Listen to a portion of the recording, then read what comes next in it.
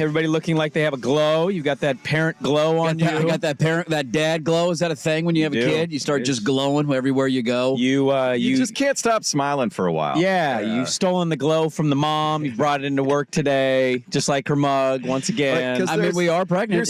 There's still a fear factor thing that you're working with. Fear factor thing. I am terrified. Well, not of just of everything going as smoothly as the procedure can go. Yeah. So then you can get to the point of the child is here and everybody's healthy. Yes. So there's that. Then there will be this dad glow for a while. You're just proud. Everybody's happy and healthy at home. And then there's just pride.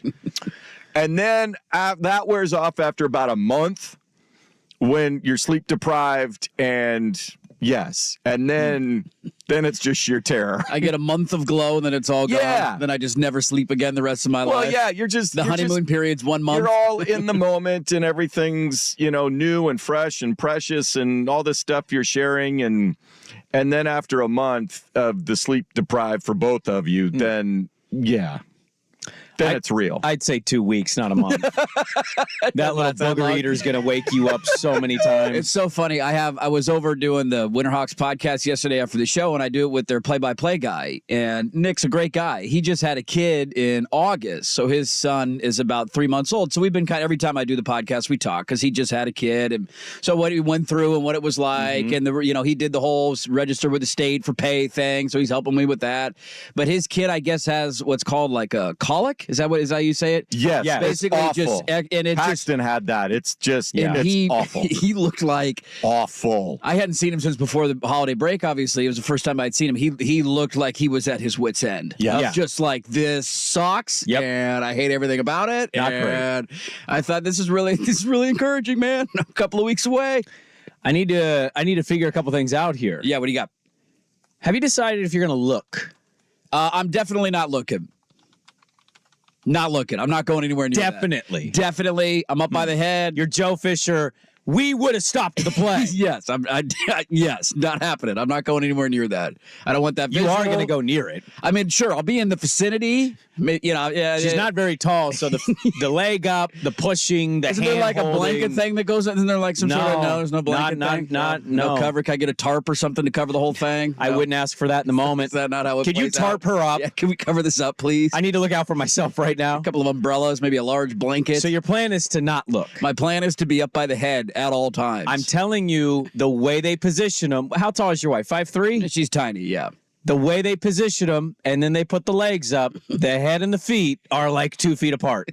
And you're going to be by the head, but you also be by the feet. I mean, that's all right. If I can see him coming out, like, as it's happening, but you not see the crown of the head. Sure, but not she's like crowning. You'll go, what? I'm not going to get down in like a catcher's position with like a camera. They won't let you do that. I'm not that stuff. I'm staying away from. Yeah. But if I can see like peek over the top and I see a little head coming out, I'm okay with that. Ooh. But anything too close, I already have trouble with hospitals to begin with. Yeah. Like I'm not a big hospital guy. Yeah. And so I don't want to pass out and faint.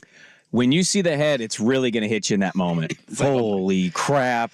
This is actually It's happening. real. What if he's got a cone head too? I hear that can happen. You get a little cone head when they come out. Well, we had to go emergency C-section because his head was too big and it got stuck and he looked like a little sumo wrestler when he came out. So did my youngest. She came out. She was bigger than my oldest, but her thing was all cheeks. Her head came out, and her head was just all big and big old cheeks, squishy. And my wife hated her in that moment. No, Paxton's you bastard. Chin was way back, and he was 10 pounds 10 ounces. Yeah, that's which a is big baby. Why we had to go do that. Yeah. So good for you, by the way. Yeah. A healthy baby. Strong swimmers. Well, I was going to say that's like a weird man thing to be like, yeah, I'm the reason that it's 10 pounds. Yeah. The feeling when you get a burrito and you drop it on the table and it makes a good thud. Yeah. It's a good burrito. And it doesn't unroll. Doesn't unravel. Packed perfectly. Don't need to double wrap it. It's a one wrap burrito. Boom. 8-pounder. So little man looked 3 months old when he was born. He's got a beard. He's ready. Let me ask you a follow-up. Beard, Dad. You said you're terrified. Absolutely terrified. I've heard you say this a couple times. Yeah. What are you terrified of? Everything. All of it. Like what? Every aspect. But what aspects? Oh, is he going to survive? Do I know what I'm doing? Like, we got to drive home with this thing after like 12 hours. They just send you on your way. You'll be there for at least a day. Sure, we'll be there for a day. You're And sleeping then there. still, we're driving home with this thing. I don't know what I'm doing with this thing. Nobody does. Just in the back seat crying. Like, oh, what do I do? I don't know. He won't stop. Toss your phone Yeah, to you him. gotta- Screen Got a time. couple Screen of things time. you really got to nail. You have to get the car seat right. That's your main job. Oh, we've already done that. We got the car seat in. We got it in both vehicles. We've been practicing plugging it Yes. in. Yeah. We got that all figured out. That's your main job for the trip home. You got to have that bucket like secure, locked down. Ready to go. The two advantages you have over having your kid now versus when I had mine were the car seat technology has advanced. Mm-hmm. I had the metal clip that you have to push up and then put in or pull out, and that was always a pain in my ass. Yeah. They have these like just simple buttons, click it in. It's the easiest thing Really I've easy. ever done. Yeah. Well, and newer cars have Yes. they The have metal things latches up, and yeah. stuff, kind of hidden in the back seat where you can just lock it in. I had a Honda Element, and then we had a Jeep, and the Jeep one was buried. It's like a 2003 Jeep. So I was like, where is this hook? Digging in there with a spoon to try and find the thing. Yeah, so like that's a big advantage for you. I don't want you to overlook that Yes. because it's something you don't think about, but you're like, man, I'm really glad these are easy now. I will say I am a fan of modern technology in this aspect. Like, I do think it makes, well, I'm sure like later in life, stuff like social media is an absolute nightmare to deal with. Like, I don't know if you're there yet as a parent of like, I want to be on Instagram. Like, oh God, I don't. My youngest is really into YouTube. We let her like take the iPad around and she pretends she's doing a YouTube show. I'm not putting my kids on the internet. Not put them on the internet. I kind of want you to release some of these videos. I want to see the home YouTube videos. Like, what's she talking about? What's her topic of choice? it's random. She'll just be talking to the camera about her life, and then like you'll kind of hear us in the background, and she'll be like, yeah, and my dad, he's terrible. And she'll just be trash talking us. This is like a on the roast of iPad. Brandon Sprague. We need to play some of this. Have her recorded. Bring it in. This is gold content. I don't want my kids on the I know. internet. I don't want them exposed. My oldest, she's going to be 12 in just a couple weeks.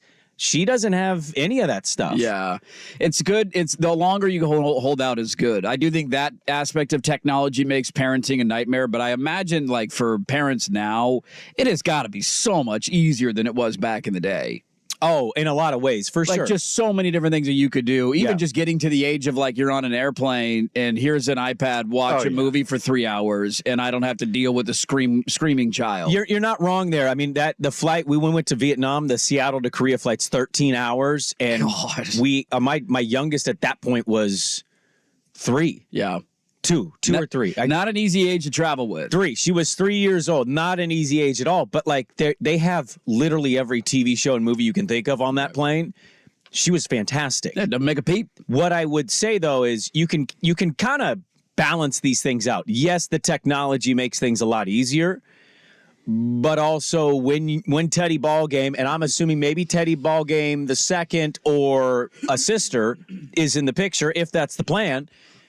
When you need to feed these like young teenage kids, your grocery bill is going to be $1,000, whereas in 1981 it That's was true. like $12 for all the groceries. This is a good point. Yes, I still don't know how my brother and sister-in-law did it with 4 boys all playing sports. Fortunately, 2 of them are in college now, but yeah, they all played sports. And you've seen my brother; he's not a small individual He's a either. large guy. So yeah, they would. I mean, That's a lot of food. they would cook 10 pounds of meat just for like making tacos one night on a Tuesday, and it would all be gone. And it's not to say No leftovers. your brother and sister-in-law didn't have some financial hardships in other ways. But man, I bet you going to that grocery store like 12 years ago was a lot easier than like I got 7 items yesterday and it was $64. I about fainted. I'm like, what? I've had that so many times in the last 6 months, especially around the holidays. Like, let's do a dinner for this night or whatever. Let's go get some stuff. Then you walk out, you check out. Sometimes when we go to new seasons, they don't even give you a receipt because I'm like, I don't even want to look at it. You're like, do you want a receipt? Like, nope, I'm good. I'll check it when I get home on the Wait. bank account when I'm in a better mood. That Winterhawk money must be nice. You're going Must to new be seasons. nice. Hey, That's come on, right. baby. I'm at Winco, baby. You got to be organic. Let's Winco go. Costco. Hey, that's another thing I wish I could redo because my kids, unfortunately, they've become half processed food babies. Like yesterday, my I think kids everybody is, right? I mean, even we were. I mean, I ate fast food all the time and we Dino definitely Nuggies were. and yeah. Like our parents didn't know what soda was doing. No, I always made a point of when I had Paxton that I cooked something. Like, I wanted him to have. But you're a good cook. True. Me and my wife, like, I'm okay. I can get by for my house, but I'm not an amazing cook. She damn sure can't cook. And like, if I could go back, I regret not doing that. As hippie and Portland as this sounds, I wish I could give my kids nothing but home cooked organic vegetables, fruits. Don't give them the sugar. Don't give them the frozen pizza, bagels, and all that crap. I wish I wouldn't have done that. I don't really have an argument to not be able to do it. I mean, I'm home. Yeah, but I'm around. I got nothing going on. I don't really have an excuse not to. Shopping and eating that way is not cheap, man. It's not cheap, and it's also, it feels like everybody hits that day after like 3 straight days of cooking where you're like, I just don't want to do it. Yeah, you want to I get a need pizza. Get something, have it delivered. So I'd much say live easier. your life, but like as much real food as you can give Teddy Ball Game. Yeah, there's always something where you're running around or you're late or you got delayed or whatever, and you end up going through the drive-thru. But who wants a Happy Meal? Don't be stuck doing what I did to my youngest, and that is basically any burger that's not McDonald's, she thinks it's gross. He's like, I don't want it. And my oldest will eat a home-cooked burger. She loves them. She thinks they're amazing. I'll make the same thing for my youngest. She goes, meh. Your cheese is too melted on my burger. I like the McDonald's half-melted cheese. I like the plastic cheese that they put on their cheeseburgers. I prefer that. But yeah, I'm terrified of everything. Every day is a... Yeah. Dude, you might be gone in the next week or two. It's What's crazy. It's at any moment now. Are we at the any moment point, or is The the due date's doctor's... February 9th. So, I mean, you can come anywhere, a couple of weeks early. So it could happen. You could have 2 weeks. But we're in sort of the safe zone. Like doctor feels like if something were to happen now, everything should be safe. Yeah. I mean, you never know, but we had to cancel our last appointment because my wife has COVID, so that was great. No. So we're dealing with that at home I'm now officially free. Second negative test in 48 hours. All is good. Thank you. The mask is off. Yes. No longer the mumbler. We're calling hot routes all day today. We're calling hot routes? On the show. What happened now? Well, Ken Barkley, I got a text as I got in here at 5 a.m. He unfortunately is sick in bed. He apologized. I just got an email from our friends at Odyssey Sports. Oh, tell me. Baldy mentioned late last night he couldn't do the scheduled ticker slot. Yes. We're trying to reschedule, maybe 7 today, maybe 8 o'clock tomorrow. I told him 8 a.m. is now open, so stay tuned. Baldy might be appearing at some point today or tomorrow. Okay. Yeah, tomorrow works for us. Yes. So despite our best efforts to plan ahead, an Odyssey station. It's an Odyssey station. I'm bummed that I'm bummed that Baldy's not going to be on, obviously, but Ken had a lot of gloating to do today. Yes. He did. He won the bet. He's got Michigan winning the national title, so we'll see if he remains committed to that or if watching Washington has changed his opinion at all. I'm terrified he's right. Yeah, I mean, I'm not terrified of that. I would love to see that. Well, is that award-winning best offensive line in college football?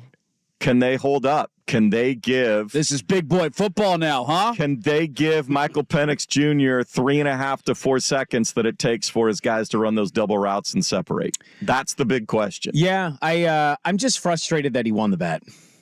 I know.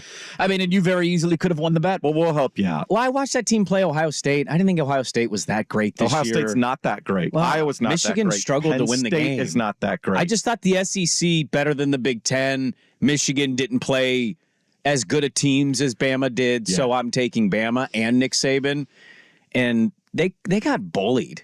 They did in the first, and then they led in the fourth quarter. I know, and I get it. Michigan doesn't complete a trick play where McCarthy catches it with one hand, they probably lose the game. And Alabama played like ass for 2.5 quarters. Picking up a muffed punt at the one and grabbing that backward pass. Like 2 plays that's the game. Having a center who forgets how to snap a ball in a semifinal. God, he got the yips. That kid entered the portal yesterday, too, by the way. I saw I'm out of here. Yeah, he didn't enter. He was pushed in. Declare for the draft. I thought it was portal. I think he's portaling. Oh, no. I think you're thinking of a different kid. I think he's going to the draft. I think because there were like 9 guys that declared for the draft or something. Yeah, but if Saban was walking past an actual portal, I wouldn't be shocked if he pushed the kid in. Get out of here. He's the guy in the documentary Dr. Pepper commercial. This is my Dr. Pepper hand. I can't save you. I'm your center. Centers are replaceable. All right. Well, it's going to be a good little Thursday. We'll see if we have any guests. We went from 2 guests to maybe no guests today. It's okay. We got a lot of content and a lot of things to talk about. We'll start locally. Dirt and Sprague, good to be with you on 1080 The Fan. The Herd with Colin Cowherd.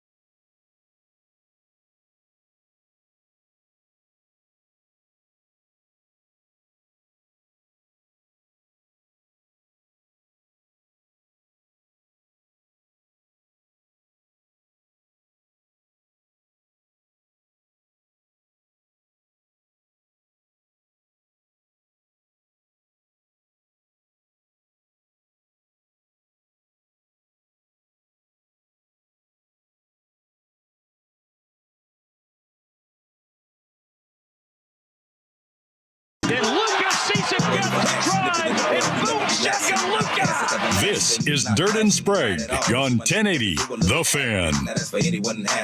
All right, welcome back in. Dirt and Sprague with you. 2 names you will not see on the Epstein list. Fingers crossed. Did that come out last night? I don't out? think all of it was released, but yeah, David Copperfield, Michael Jackson, Donald Trump, Bill Clinton. David Copperfield is the name you lead off with. David Copperfield. When was the last time you heard David Copperfield's name? I mean, that's why I mentioned it. I hadn't heard. I forgot he existed. Is he still alive? Oh yeah, he's still still he's still performing. Well, he's not anymore, I don't think, because they reached out for comment. He didn't I would respond. assume he would if he had a spot in David Vegas. Copperfield. Every GIF connected to a tweet with his name in it was him doing a disappearing act. I feel like I don't know what to do with that stuff. Like it's I don't that either. is It's horrible. It's terrible. Yeah. Michael Jackson's the least surprising thing of all time. I like how we just moved on from that too. By the way, I watched the HBO documentaries. What do you mean we just moved on? More Let's play people. Pretty Young Thing. I saw Mommy We took kissing him Santa off the Claus. show for you. Nah, he still played. He still played. He's still in society. Well, one of them's going to run for president. We have a lot to get to today. The Blazers lost by 30 points yesterday. That they did, Bob. That and they got a bunch of dudes back. Yeah. And that went well. And then lost guys as the game went on. Yeah. Throwing elbows. What are we doing? NBA that refs was being soft. NBA refs. That first quarter was 45 minutes. That's one of the longest first quarters I've ever watched in my life. Was it? I did not. 23 free throws. It's okay if you didn't watch. I'm assuming most of the audience didn't watch at this point. I watched the first quarter. I turned it off maybe 5 minutes into the second quarter when it became evident this is not. Well, they weren't going to win that game. This is not going well. They were down by like 17 early in the second quarter, and I thought I have better things to do with my They're time. 0-11 on the road against Western Conference teams. They don't beat anybody. I'll give you a half. If you're relevant and you compete and you're playing hard, I'll keep watching. But if you're going to show up like that last night, the fouls were egregious. But I turned it off in the second quarter. Well, much like you with a Duck Bowl game that doesn't need to be watched in the second half, I watched the whole game because I do content with somebody who's going to be like, did you see this play by so-and-so in the fourth quarter? And I'm like, yeah, I did. Unfortunately, I did see that. Did Baji set a good screen down 38 in the fourth? He did. Did he roll? Did he roll after his screen? He rolled. He rolled? He rolled. Yeah, you got to roll after the screen. God, this team is depressing. It's so depressing. Is it going to get any better tomorrow night? Because they do that back-to-back thing. Well, the back-to-backs can be weird. Like, there is something to, like, the team that just beat you by 30 going, well, I mean, we just mopped the floor with these cats. Do we care? Are they sitting? Where's Kyrie's head? Is he really engaged? He's been pretty good this year. He's been pretty quiet this year, at least as far as I can tell. I think that's an internal, like, hey, let's just get through a couple years without some stuff, How about we just get to the playoffs? How about we do that? Yeah, I mean, why don't we get to the playoffs, win a series, and then you could come out with your documentaries on Amazon. That's a fair point. Did you guys watch the ABC game? I did not because you told me not to watch it. It was Bulls versus Knicks, and I stayed away from that. I did like the Dallas thing. First off, the wreath ejection, the elbow, That's pretty stupid. awful. What are we doing here? What are we doing? Those refs were really bad. Blazers were going to lose by 30 anyway, but those refs were exceptionally awful. Yeah. And this is where it's just a European thing. Luka Doncic is one of the most entertaining players in the league. He is fun to watch. He is as talented as anybody in basketball. Just say what we're all thinking. It's insufferable to watch him. He's a flop artist. I can't do it. Yeah. Like I can't. Like after a while, you're in the first moment you're in awe of a play that he makes or a step back three, and you're like, oh my god, this is incredible. And then he spends the next 7 minutes complaining about getting knocked on the wrist when they're living at the free throw line. Living at the free throw line. Like I don't care. Blazers lose, whatever. That doesn't bother me. The fouls in the game, like I'm not upset about that. Yeah. It's more of a Luka Doncic thing of just like, shut up, dude. Just shut up. I can't stand athletes that complain. It's the equivalent of the guy in football who gets the defensive pass interference called on him without realizing there's millions of people watching at home, and we're going to get a slow motion replay right now.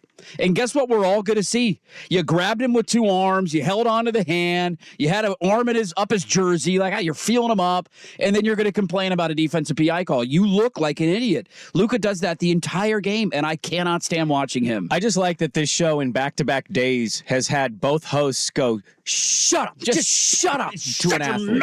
Kevin Durant yesterday, Luka Doncic today. I do find it really unwatchable. Yes. Not just that, but like the officiating, I still maintain you can't play defense. Of the professional sports, the NBA still has the worst and least consistent officiating night to night, game to game.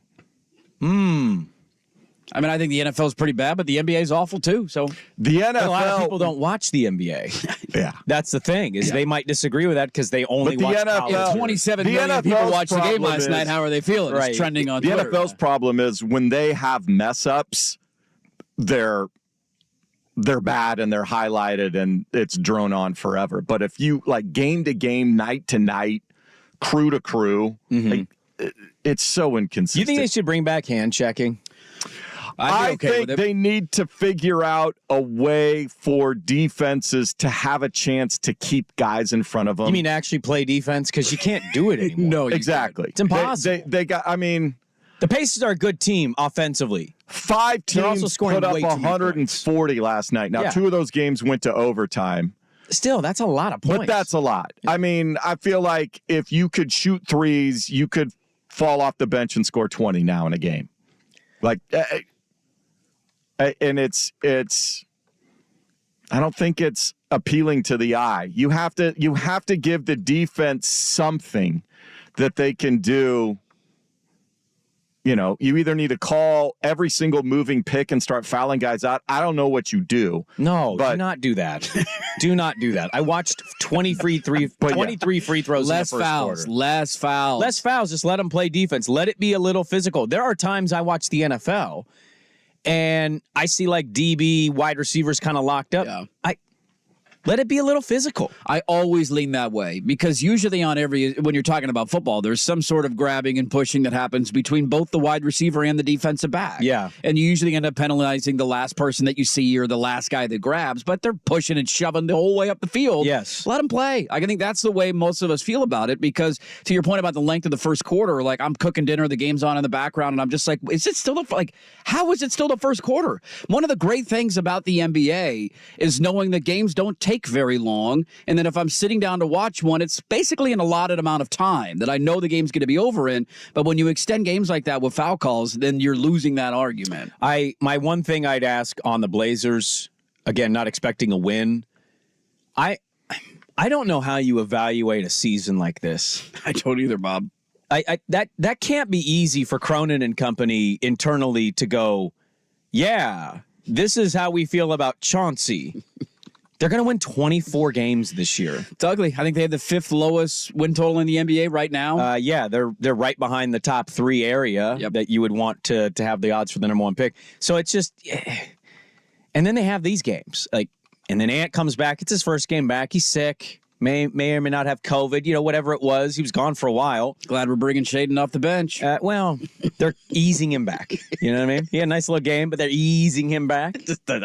Every time I watch a game, I get infuriated by it. Giannis and the Bucks, our buddy Dame, our Eastern Conference team, the Milwaukee Bucks, they lost for the 4th straight time against the Pacers. They have 10 losses on the season. 4 of them are to Indiana. Indiana's dominated them. Halliburton had a great game, and Giannis was asked about losing to the Pacers 4 times in the postgame, and this was his response. You have that, and you think about it. Now, when you go back home, and you sleep, and you wake up, you think about it. Now, when you go back and work out, you think about it.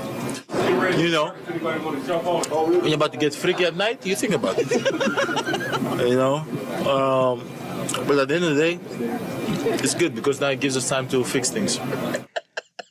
So I got a sweatshirt over the break. That will be a drop shortly. And it says Freak, and it's green, and it's got all these flowers on it. That's Giannis's stuff with Nike. He's the Greek Freak, and so everything's Freak, and then he's got a lot of flowers and stuff.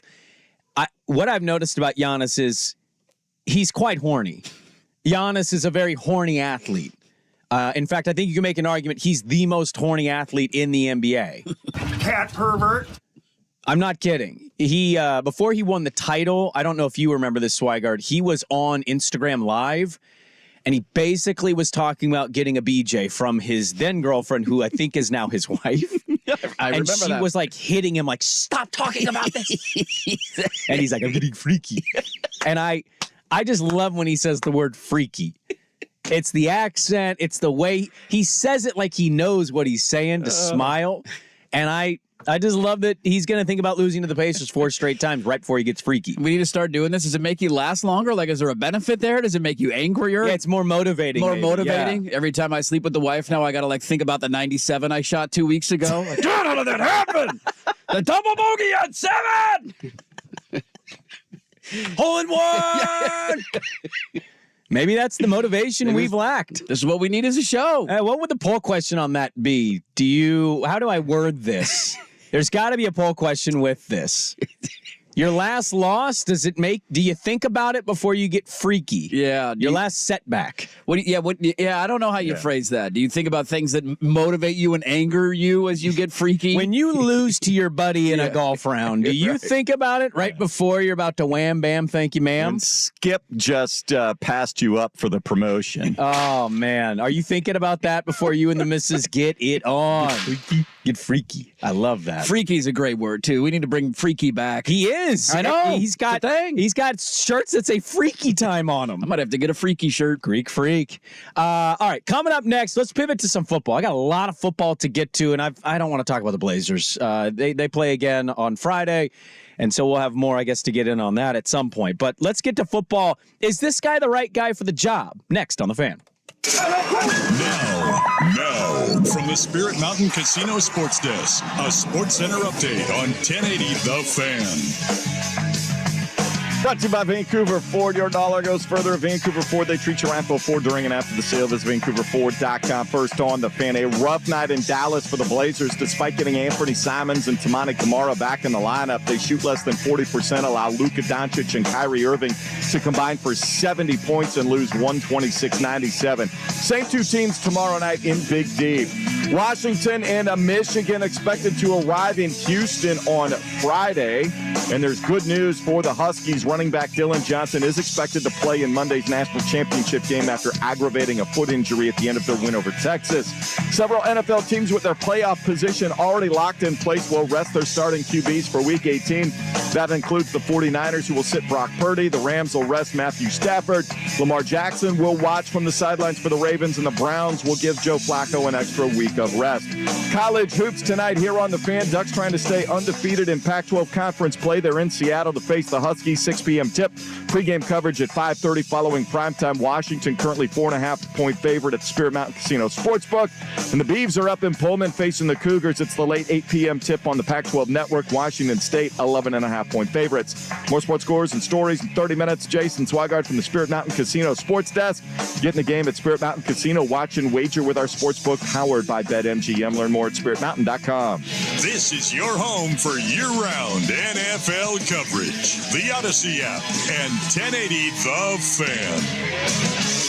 PG Long has the product, the team, and the know-how to get your flooring job done now. You don't have to have your construction job delayed waiting on the supply. You don't have to train your drywall guy to install floors. And you don't have to do it yourself. PG Long has all the flooring you need on hand, the crew's ready to go, and more than 50 years experience installing floors in the Pacific Northwest. Don't waste any more time or money waiting to finish your construction project. Call or go to pglongllc.com today. PG Long, your Northwest flooring experts. Cards issued by Sutton Bank and Celtic Bank, members FDIC. Terms and conditions apply. Are you the decision maker in your company? Consider this. For the first time in decades, there's a better option for a corporate card and spend management platform. Meet Ramp, the only corporate card and spend management system designed to help you spend less money so you can make more. Most corporate credit cards offer points as incentives, but those points amount to less than their worth in real cash value. Ramp's corporate cards offer you cash back, real money in your pocket. Plus, you control who spends what with each vendor. And Ramp's software collects and verifies receipts automatically, which means you'll stop wasteful spending and close your books in hours instead of days. Businesses that use Ramp add up to 5% to their bottom line the first year.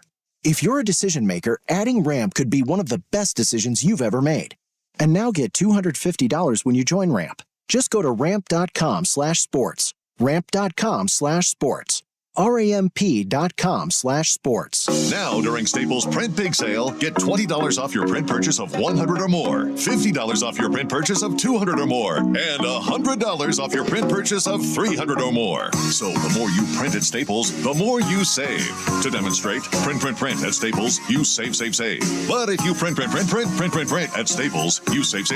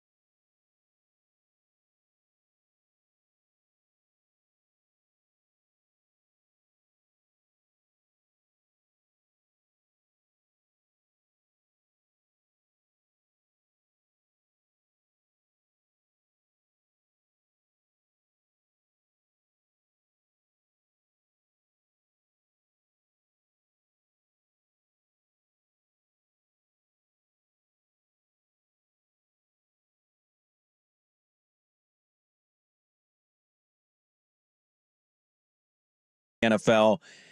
I think we need to kind of just assume that that's kind of the destination here. Swag mentioned it. He's a Charger fan now. Harbaugh and Herbert.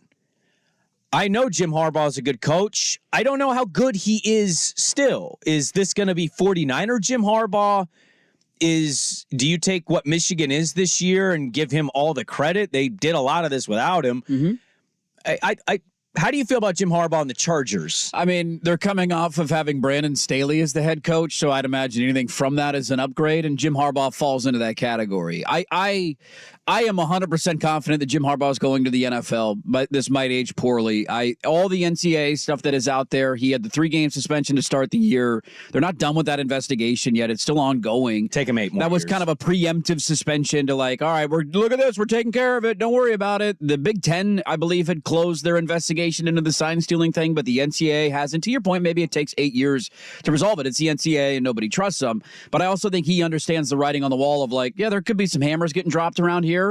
I got Michigan to the playoff 3 consecutive years. We've won a playoff game, whether he wins on Monday night or not, but especially if he wins on Monday night. Like, that's it, dude. Yeah. I got my alma mater back to a national championship. Yeah. It's like LeBron winning a title in Cleveland. Like, you're welcome. I'm gone. I came back. I did what I needed to do. It's still cold here. I'm leaving. I want to go live in Los Angeles now. I'll see you later. I also believe that Jim Harbaugh is one of the best football coaches out there despite the cheating scandals. He's won everywhere he's been.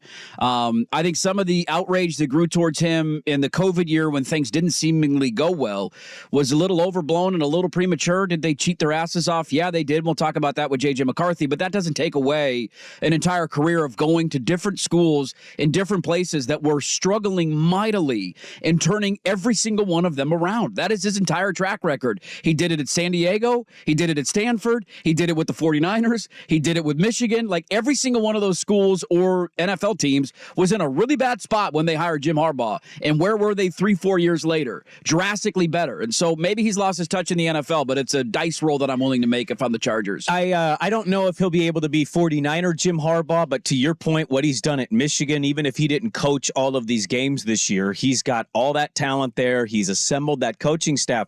You know, the one thing, Swigert, that I was thinking about with Harbaugh at the Chargers, because that's the loudest thing right now, the one saving grace, well, not one, but one of the big, I think, advantages, not just getting a good coach, it's how he's going to help Justin Herbert. And what I mean by that isn't, I don't think he's going to unlock anything with Herbert that's going to make Herbert Mahomes or Josh Allen. What I think he's going to help Herbert with is you don't need to do everything. Yep. They haven't had a running game. They just have not had a solidified, consistent running attack. And it doesn't sound sexy. It's not flashy. But if Michigan's going to beat Washington on Monday, they're going to beat them the same way we all know they're going to beat them. Right. Ground and pound and kill the clock and win 23-17 because they possessed the ball far more than the Huskies. I don't know if that'll happen, but if they win, that's the plan. And we know in San Francisco, at Michigan, at Stanford, he gets the running game going. And they haven't had that in L.A. So, like, if you're Herbert and you're hearing some of this noise, or maybe you already know what kind of the plan is, that they all know that this is going to happen, I think you're breathing a sigh of relief like, I don't need to throw it 40 times. I can win a game and probably throw it 22 times because our run game's going to be amazing. How? I don't know. But everywhere he goes, that thing gets better instantly. Yeah, the tricky part will be how they navigate their current cap situation. Can he get the replacements on the offensive line? Sounds like Khalil Mack's going to be let go. Derwin James might be let go. Bosa might be let go. I mean, none of those got guys salary stay healthy. issues. Yeah. So, but as far as a plan and a scheme, yes, Harbaugh, you trust him a lot more than whatever Staley and his staff was attempting to come up with. And you know, he was a quarterback in the NFL, had success. He will be able to help Herbert with all of those intangible things, how to prepare himself, how to keep him, you know. We know Herbert is as tough as they come among quarterbacks. He played with broken ribs, for crying out loud, for a month and a half of his season. So, you know, when to have a little bit of caution before just throwing your nose into things to play another play. I think the other part, too, that was highlighted yesterday, he did an interview, and I forget where, but he did an interview like a year or two ago, and he basically was asked young quarterbacks, and Justin Herbert was his number one. Loves Herbert. I mean, this is what these coaches need to make that jump. I think Sean Payton is learning this the hard way, and maybe the Broncos threw so much money at him that he wasn't going to say no to that job, but like, look what they're going through. Yeah. Where do they go from here? Who's your quarterback? How are the next 3 years going to look? You going to go with Jared Stidham? You going to go get Kirk Cousins in the offseason? Like, what's your plan? Can I interrupt you, though, and say that? Because I actually have a lot of NFL things to get to coming up here. I think we overblow that. I'm just as responsible as anybody else. I think we largely look at situations and go, like, what is going to the next 3 or 4 going to be? In the NFL, like Washington. Washington's not good. Sam Howell's been awful. Washington has a lot of parts where you don't see it right now, but like in a year and a half, that thing can be completely turned around. Like, that's the saving grace. I think Peyton chooses for the money, and he chooses the organization. Like, I know it's a different ownership group, but they largely have a pretty good reputation, Denver. I'm not a big believer in Sean Payton, but maybe that thing gets turned around quick, just like in LA where they're awful. Maybe Harbaugh gets there next year and they're instantly in the AFC title contending status. We always think salary cap and current record are indicators that the next 3 years are going to suck. And the league teaches us every single year that's not always the case. It can be very quick to turn things around. You absolutely can, but I will still maintain and argue that quarterback play is a massive part of that. Like Washington, for your example, maybe they have a good roster and that brings them to a 500 team next year because you hire the right coach. But if Sam Howell is still playing like this as your quarterback and you're in and out of him every single week, who's what your if guy, they get Caleb, right? Doesn't Houston and D'Amico well, that's what I'm saying, Stroud? though. Like, if you're going to take an NFL job, that to me would be a big part of it because I think we've seen a lot of coaches go from the college ranks to the NFL ranks who have failed because they just couldn't find a quarterback. And after 3 or 4 years, you're 500 or below, and the team says, all right, time to move on. This isn't the right move. So this is why I think the Chargers makes a ton of sense for Harbaugh, because you look at it, we can have differing opinions on where Herbert ranks in the top 10 of the NFL. He's a top 10 quarterback in the NFL, and there's no question about that. And so you at least have that locked up, and then you could say, okay, let me figure everything else out around it. The other part of it that would be very interesting to me, as somebody who wants to see Herbert succeed, I would argue that Jim Harbaugh is unique in the aspect of I think he has gotten the most out of every quarterback he has ever coached. Like Alex Smith, when he took over in San Francisco, was done. He was benched for Troy Smith. He was like his career was over. And just like that, they're in an NFC title game. Colin Kaepernick was a later pick, wasn't a first round guy. Kind of like, who's this athlete out of Nevada? I don't really know. He was playing like an MVP in Jim Harbaugh's offense. And he benched Smith for him. He benched Smith for him. They got to a Super Bowl with him. And then obviously things didn't age well after that. But you look at every situation he's been in, he has gotten the most out of his quarterbacks, including at Michigan with Cade McNamara leading them to a playoff. I don't think J.J. McCarthy's that good. He's a good college quarterback.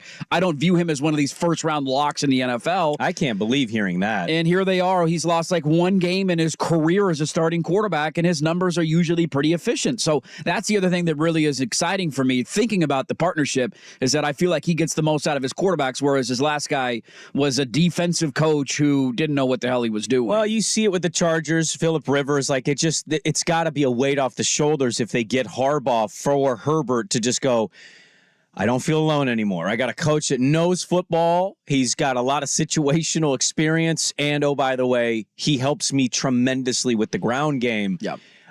It seems like that's the match right now. Again, we'll see. Ben Johnson's also in this rumor, but a lot of the tea leaves yesterday indicating that this is it. Feinbaum, I think this is Harbaugh's last game. Yeah.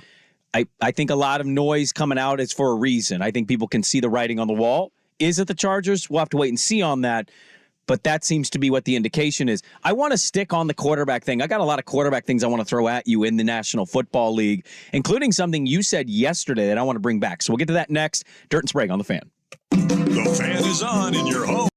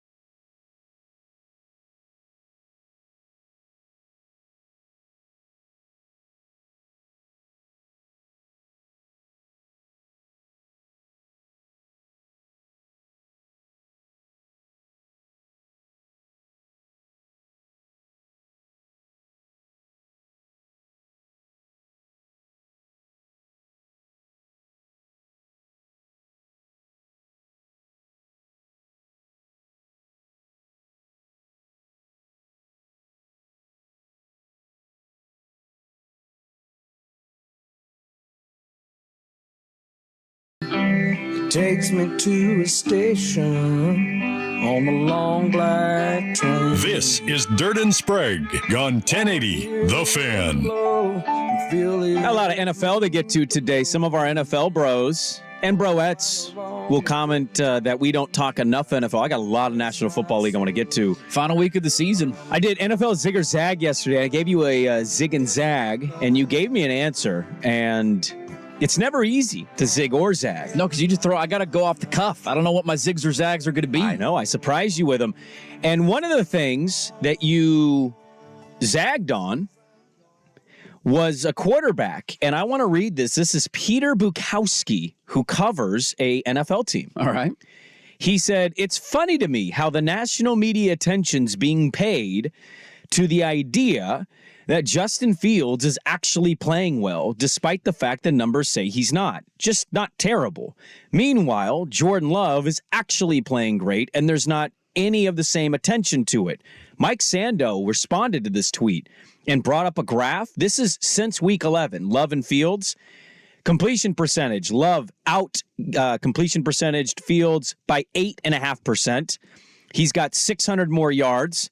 He's got 1.5 yards more per attempt. He's 16-1 touchdown to interceptions. Fields is 5-3. Mm-hmm. Passer ratings 109.9. Fields is 80.9. EPA pass play is 0.25 for Love, minus 0.02 for Fields. Sack rate is in Love's advantage. Rushing touchdowns is in Fields' advantage. But yeah, some of the quarterback numbers itself, Jordan Love outplaying Justin Fields.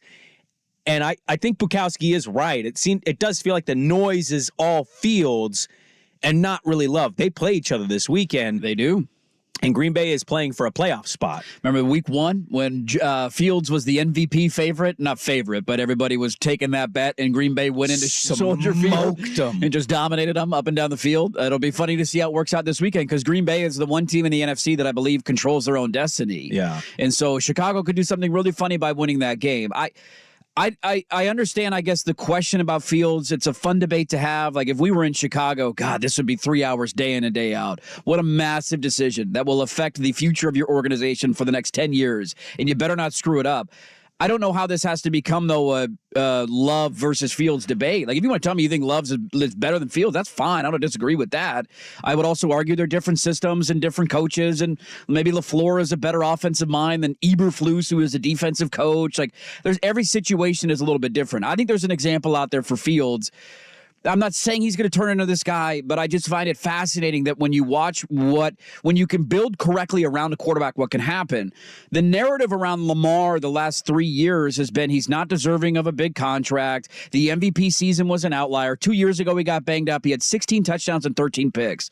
Last year, got banged up. He had 17 touchdowns and 7 picks. His numbers are back to where they were in his second and third year in the NFL this year. His completion percentage is the highest it's ever been. His QB rating, I believe, is the second highest outside of his MVP season. Did you see that highlight of him dropping back like he was a left-handed quarterback and he switched his body and went right? He hit Zay Flowers on a streak for a touchdown on that play. But Inside the NFL on the CW? Yeah.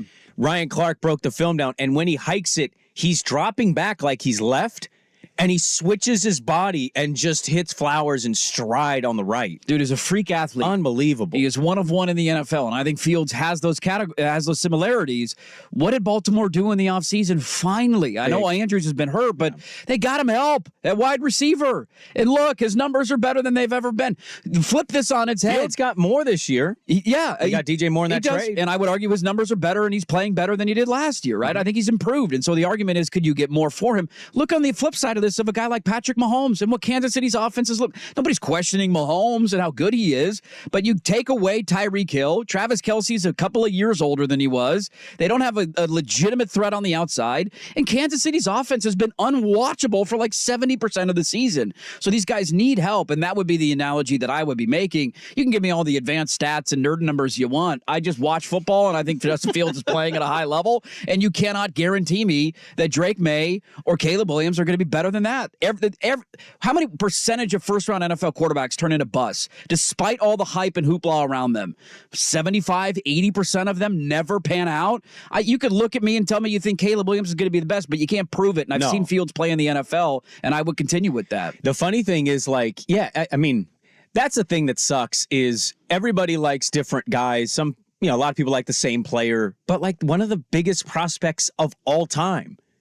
Right now, people are wondering, is he a franchise guy? Thank you. Trevor Lawrence. Thank you. He came in with like Andrew Luck type hype, and you, probably Swag, everybody and their mom was like, yeah, that's the dude.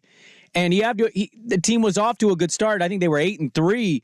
Man, and I know he's gotten banged up, but God, that shine's worn off this year. They might miss the playoffs. They might lose their division. In a bad division, I would argue. And it's not a great division because Houston, who's having a fun season, a surprising season, they're not supposed to be in this position. Indianapolis had a rookie quarterback. They had to go to Gardner Minshew, a little-ass boy, as Max Crosby calls him. And, like, they're in competition to win the division. So you're right on that. You just don't know who's going to hit. It's all about situations. It's all like Bo Nix. I don't know if Bo Nix is going to be a great NFL quarterback. I don't believe he will be, but if he falls far enough, he'd go to the right place and be like, yo, look at all the talent you have around you and you can succeed. And sometimes with those guys, all they need is that confidence. Once they get the confidence, they can carry it the rest of the way. Brock Purdy is an example of this. Last pick in the draft. Oh, this guy can't win. Win. Hurt. Come back. Win. Lose. Win. Lose. Win. And now, he's in the MVP conversation. He's not going to win it, but he's in it. And nobody in the NFL saw that. He was the last pick in the draft. Yep.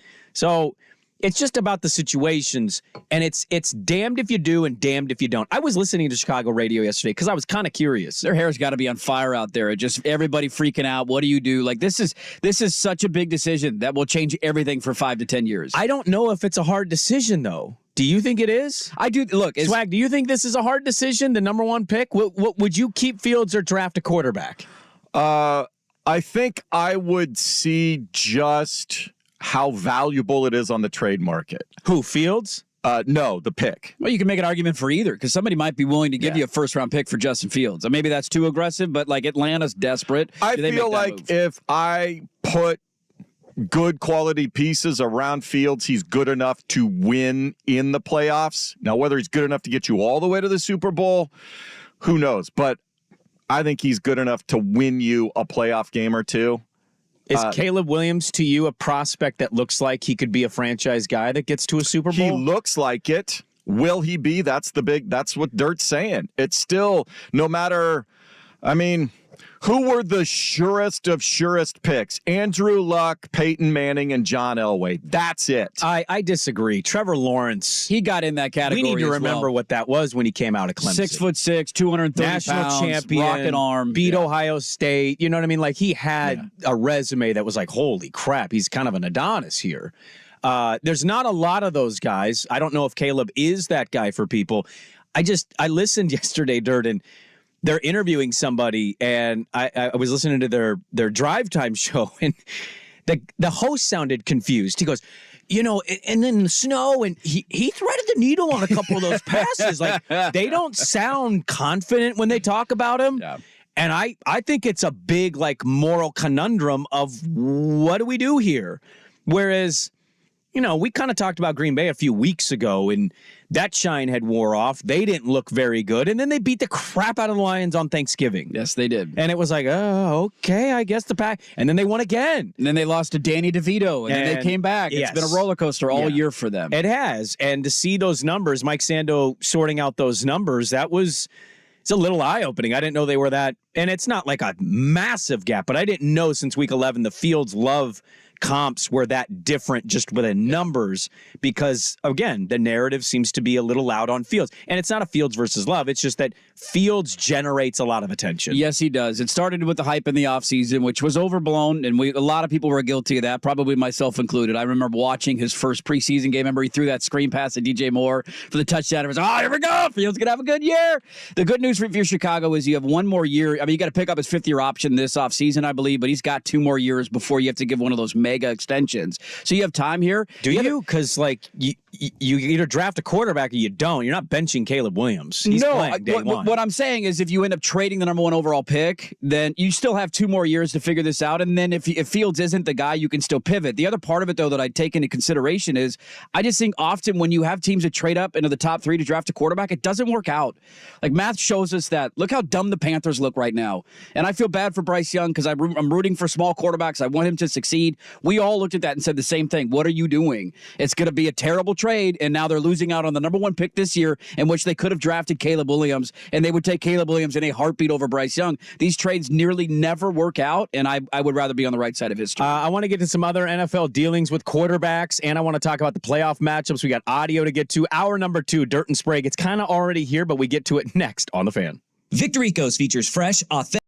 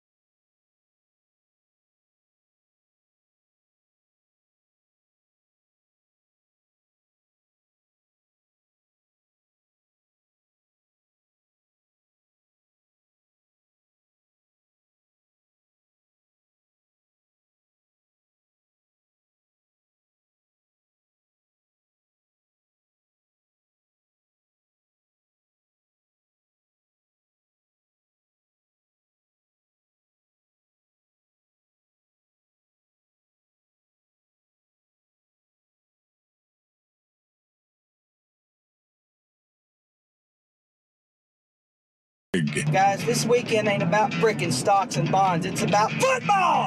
It's about getting your ass up off of your lazy ass, yelling for your team, and saying, let's go, Vols! Damn it! With Andy Dirt Johnson and Brendan Sprague. And for the love of God, people, quit doing the freaking wave. Are you kidding me? The wave? Jesus. Nobody does the wave anymore. Yeah, the Billy Bobs do it in NASCAR at the racetrack because there's nothing else to do there except and watch the damn cars go in circles and wait for a wreck. Dirt and Sprague on 1080. Damn it, son. Do y'all hear me? The Fan. All right, welcome back in. Hour number 2. A short break there. We're back. Hopefully we're better than ever, but if we're not, that's not shocking either. We have a lot to get to in the second hour of the show. The old Twitter tease is already expired. Did not age well last night. We left the milk out on the counter, so now that's gone bad. A lot of NFL for me, and then I will pass it off. We've got college football to get to with J.J. McCarthy saying 80% of college football teams do this, so it's no big deal. Everybody's doing it. Come on. I got some audio from an NFL coach and an interview he did that I want to get to coming up.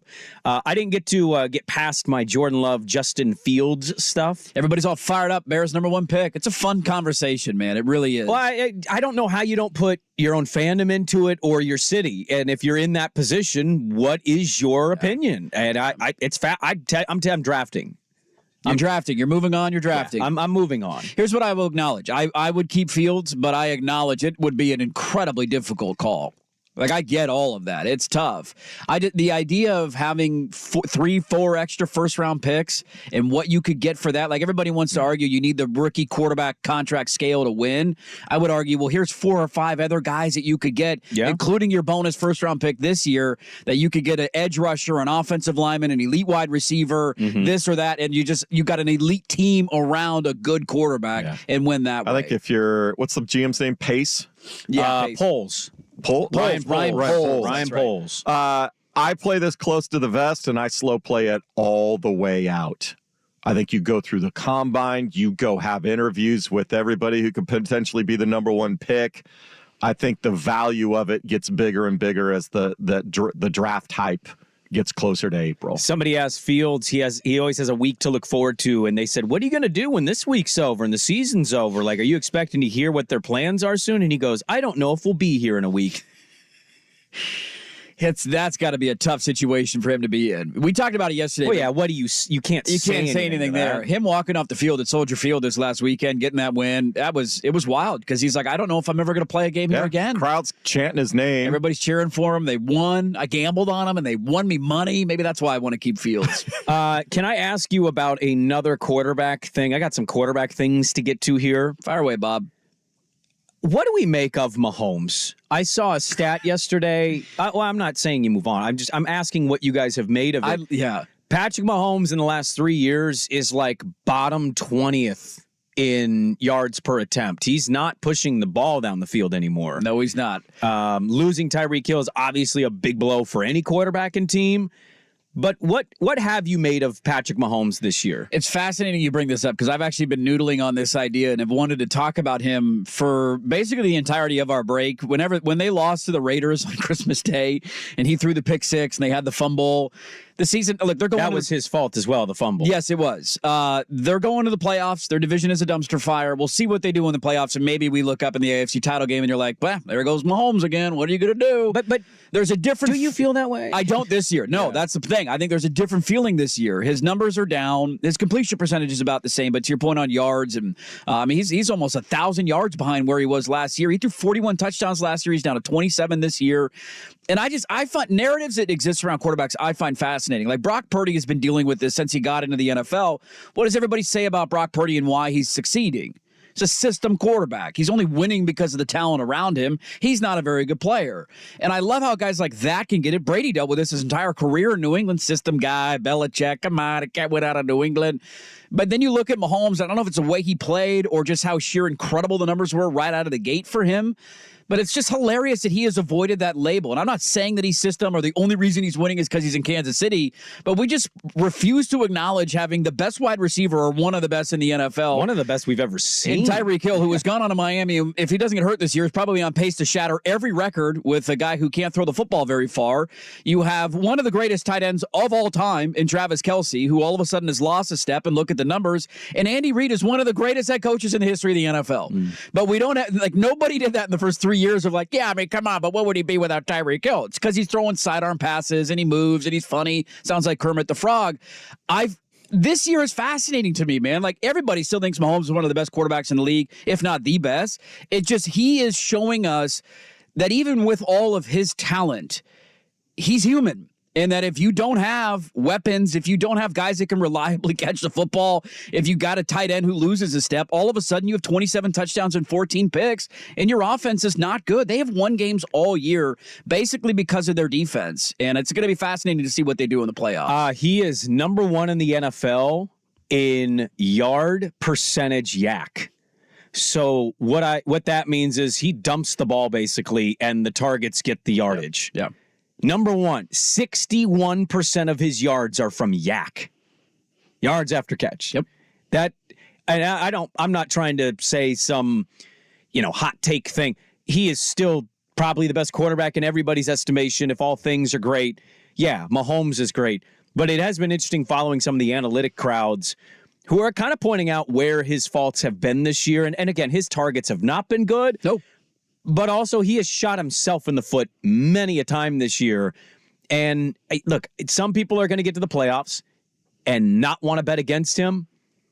I look forward to doing it. I just don't think that team's very good this year. They don't have the same feel. And none of this should sound like, extreme opinion, because they did just win the Super Bowl a year ago. But it's more just highlighting your point that all these other quarterbacks have somewhat down years. And it's loud, and he hasn't had a great year, and it's just like, his receivers suck. Right. It's like, welcome to the rest of the National Football League. Do you know who Matt Stafford came into the year with? Tutu Atwell and Puka Nacua. Not a soul thought Puka Nacua was going to break every rookie receiving record ever. Right. And he seemed to function okay. Like, I don't know. I think he largely does get a pass because of how amazing he was at the start. But the last this is 3 seasons. And again, he won the Super Bowl last year, so you can just throw that back. But there are numbers that suggest that he has not been nearly what he was when he started this thing out. Maybe that's to be expected, but it's just interesting that narratives, how they form for different guys. And almost every quarterback hears noise when they lose, except him. I mean, Purdy loses a game this year, and it's this guy's assist. See, this is why he's a problem. He can't win the big, blah, blah, blah. You get all that. And Mahomes has this kind of year. And nobody's saying Brock Purdy is Patrick Mahomes. It's just funny how narratives exist. But if you're going to say he's struggling this year because his weapons aren't what they were, that's accurate, 100%. You also then, on the flip side of that coin, have to say that maybe a big part of his success early on was having Tyreek Hill to throw the football to. Maybe that helps. Throwing the football down the field, having the fastest guy in the National Football League. Maybe that makes a really good offensive line when you start. A little bit easier, right? Yeah. The other exciting part that I have for them going into the playoffs, I have no clue how they're going to do. They've been to 5 straight AFC championship games, 3 Super Bowls in the mix, and they've won 2. He's never had a season where he hasn't been to the AFC title. He's also never been on the road in the playoffs. Exactly. So right now they're the 3 seed. They're basically locked in there. I think they're locked in there. They might end up with a 2 seed. No, they are locked in there. Oh, is that They're official? locked in. Okay, I didn't know if the AFC South could catch them if they lose. No. Okay, wasn't sure on that. No. So Mahomes isn't playing this weekend. Well, sure, I know that, but they playing the Chargers. Let's not act like the Chargers could, Yeah, they're not scared of Easton Stick. No, I don't know who Kansas City's backup is, but I might gamble on him. The great Blaine Gabbert. Yeah, give me Blaine Gabbert. But them going on the playoffs, I can't wait to see it. I can't wait. Like, that's a challenge that he just has not faced in his career. They've been so good. They're always the 1 seed, or the years that they're not, the 1 seed loses, like when Baltimore did a couple of years back. Like Kansas City having to go to Miami in the second round, or Kansas City having to go to Baltimore in the AFC title game. Sign me up, man. I want to watch that. A coach does an interview and gets pretty truthful and honest with them and just wants the honest truth. So we'll get to that coming up. And then a look at some of the games this week and a little peekaboo of some of the games that are looming this weekend. A lot of stinkers just on the schedule with the way that teams are resting, but also some obvious important ones. So we'll get to some of that stuff next on The Fan.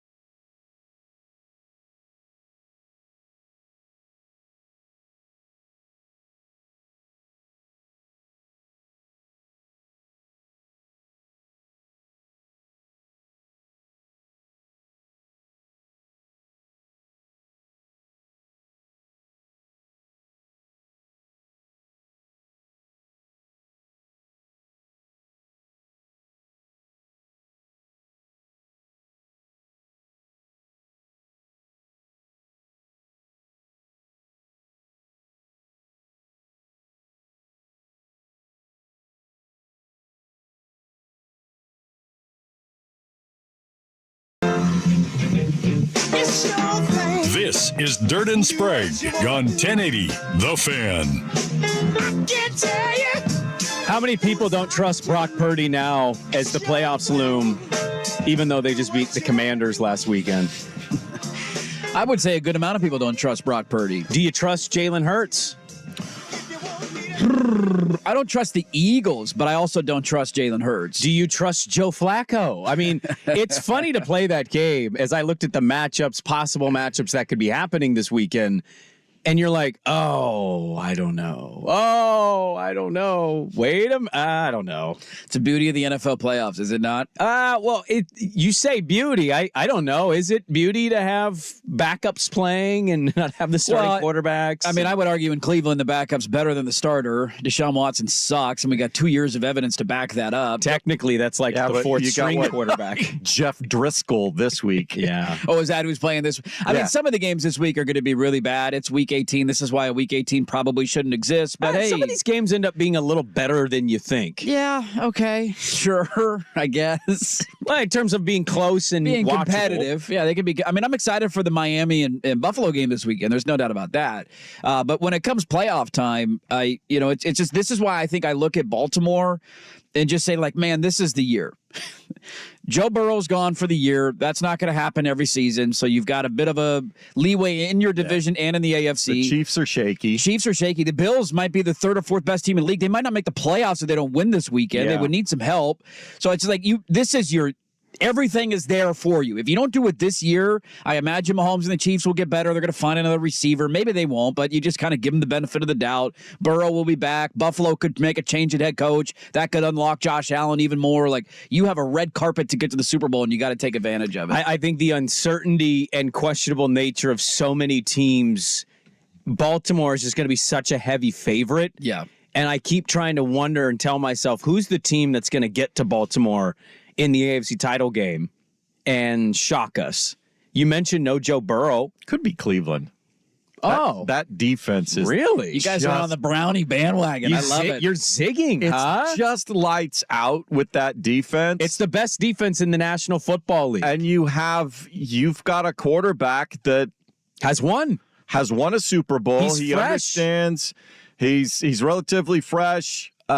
He's mastered command of the offense pretty quickly. Yes, he has. Jerome Ford's been a good replacement for Chubb. You have enough of a running back, tandem group in there to be able to balance it. So, and they're on a heater. Who's going to win between Indy and Houston, too? Yeah, I know. I think I'm going to take Houston.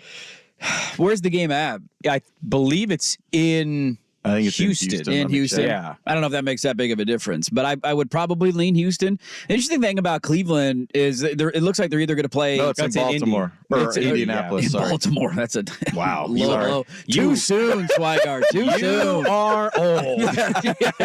You are old. I mean, Cleveland right now would play likely the winner of the AFC South, whether it's Jacksonville, Indy, Houston, like whoever ends up getting that division, they would play that. I would pick them to probably beat any of those teams. Take? I think Cleveland, no matter who they play, any of those three, Cleveland's going to be favored. Now, here's the question I would have with seeding, because I'm not a nerd on all this stuff. They reseed after the wild card. No, I'm saying for first round. So if Buffalo beats Miami this weekend, you would have, if Cleveland wins, you would have both Miami and Cleveland with 11 wins. Who would be the 5 seed? Well, Cleveland's clinched the 5 seed. That's even if Miami's it's a done deal. How do they have a? Did they play Miami? Did they beat Miami? Is there a AFC record tiebreaker there? I'm just curious. Conference. I forget, but they locked it up. Conference record. Yeah. I know they're in the head-to-head. playoffs. All right, because I was curious if they fell down a spot, you would then get them going to Kansas City in the first round of the playoffs. Yeah, which would be a lot of fun.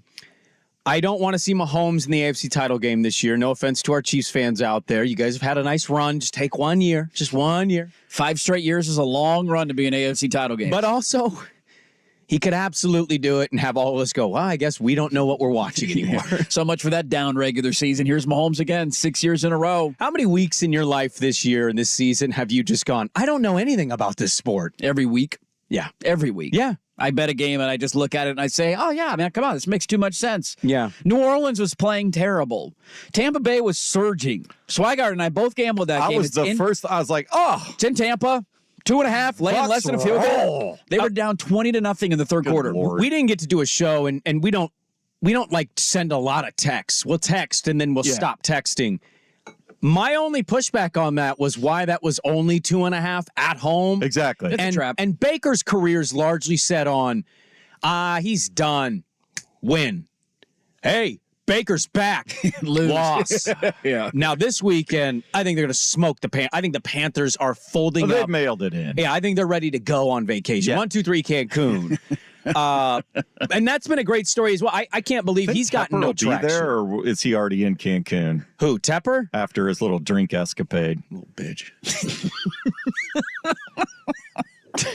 And come on, NFL, 300 grand. $300,000. That's all you're doing for Tepper throwing a drink on Dropping somebody. that bucket. That's Pass so, the hat down. that's Like so that's all that was. Butch League. Why can't I be that lucky? Let a guy who's worth $20 billion throw a drink on me. I hope they sue him now. Sue everybody. Sue the NFL. Yeah. Sue the Panthers. Emotional sue Tepper. damage. I can't get over this. Look, it's a tough time in the National Football League, and coaches are dealing with the pressure of we got to win or we're fired. Like, I'd imagine McDermott's thoughts are there, right? If they don't win this weekend or they don't win in the playoffs, like yeah, if they don't make the playoffs, everything is under evaluation by the Pagulas. You know me, I'm a big Mike McDaniel fan, and I don't think he's going to be fired. But my God, why was Bradley Chubb playing when it was 56-19? Yeah, that's a little curious. What are you doing? Yeah. And he came out of the game, kind of a mistake. Like, no kidding. Yeah. Get guys out. What are you doing? I don't get that at all. That would be a big priority for me. Dan Campbell was on our Man Campbell. biting kneecaps in Detroit, coming off an emotional loss. Dallas Cowboys won the game, though. Dallas won that game. Dallas. You go, Cowboy Joe. Look where Brad Allen's from. I think he's from the Texas area. Dan Campbell was on 97.1 The Ticket over in Detroit. He does a weekly interview. Imagine that. Having a National Football League coach weekly interview. Remember Mario Cristobal was here? I do. And it was like a roll of the dice, and then we wouldn't get him, and we'd ask, and we go, how come he's not coming on? And we'd just get the, I don't know. I don't know. He's too busy studying how to not take a knee. Yeah, well, Kalen DeBoer also studied that recently. Dan Campbell on going for the 2-point conversion. This is an exchange he had on 97.1 The Ticket yesterday. And we're going to go down, we're going to score, and we're going for 2. And I wasn't coming off of that. So if it was like 10 or 15, like a holding penalty, you still would have gone for it? No, if we're getting outside the 10, no. Okay, that's why I'm asking. Outside the 10 every week, good on good. We do it every week. O versus D. Yeah, like when you got the penalty and move it to go ahead and say it. Say it. Both of you. What? Say it. Say what you want to say. I think from the 7, it's a low percentage play. I think your chances of winning are lower than if you kick the extra point. I would like you would say it to anybody else. I'm on the radio. Say it like you want to say it. Yeah. I thought it was a reckless decision. Thank you. Okay, but you don't regret it? No. Okay, that's fair. I love it. Say it. Say it with your chest. What are you doing, Dan? His voice sounds like he's always upset, or that you say the wrong thing and he's going to grab you by the neck and lift you up the wall like a movie. But I think he's just genuinely just be honest. Just call a spade a spade. What do you want to say? And I love that. I was like, I thought it was reckless.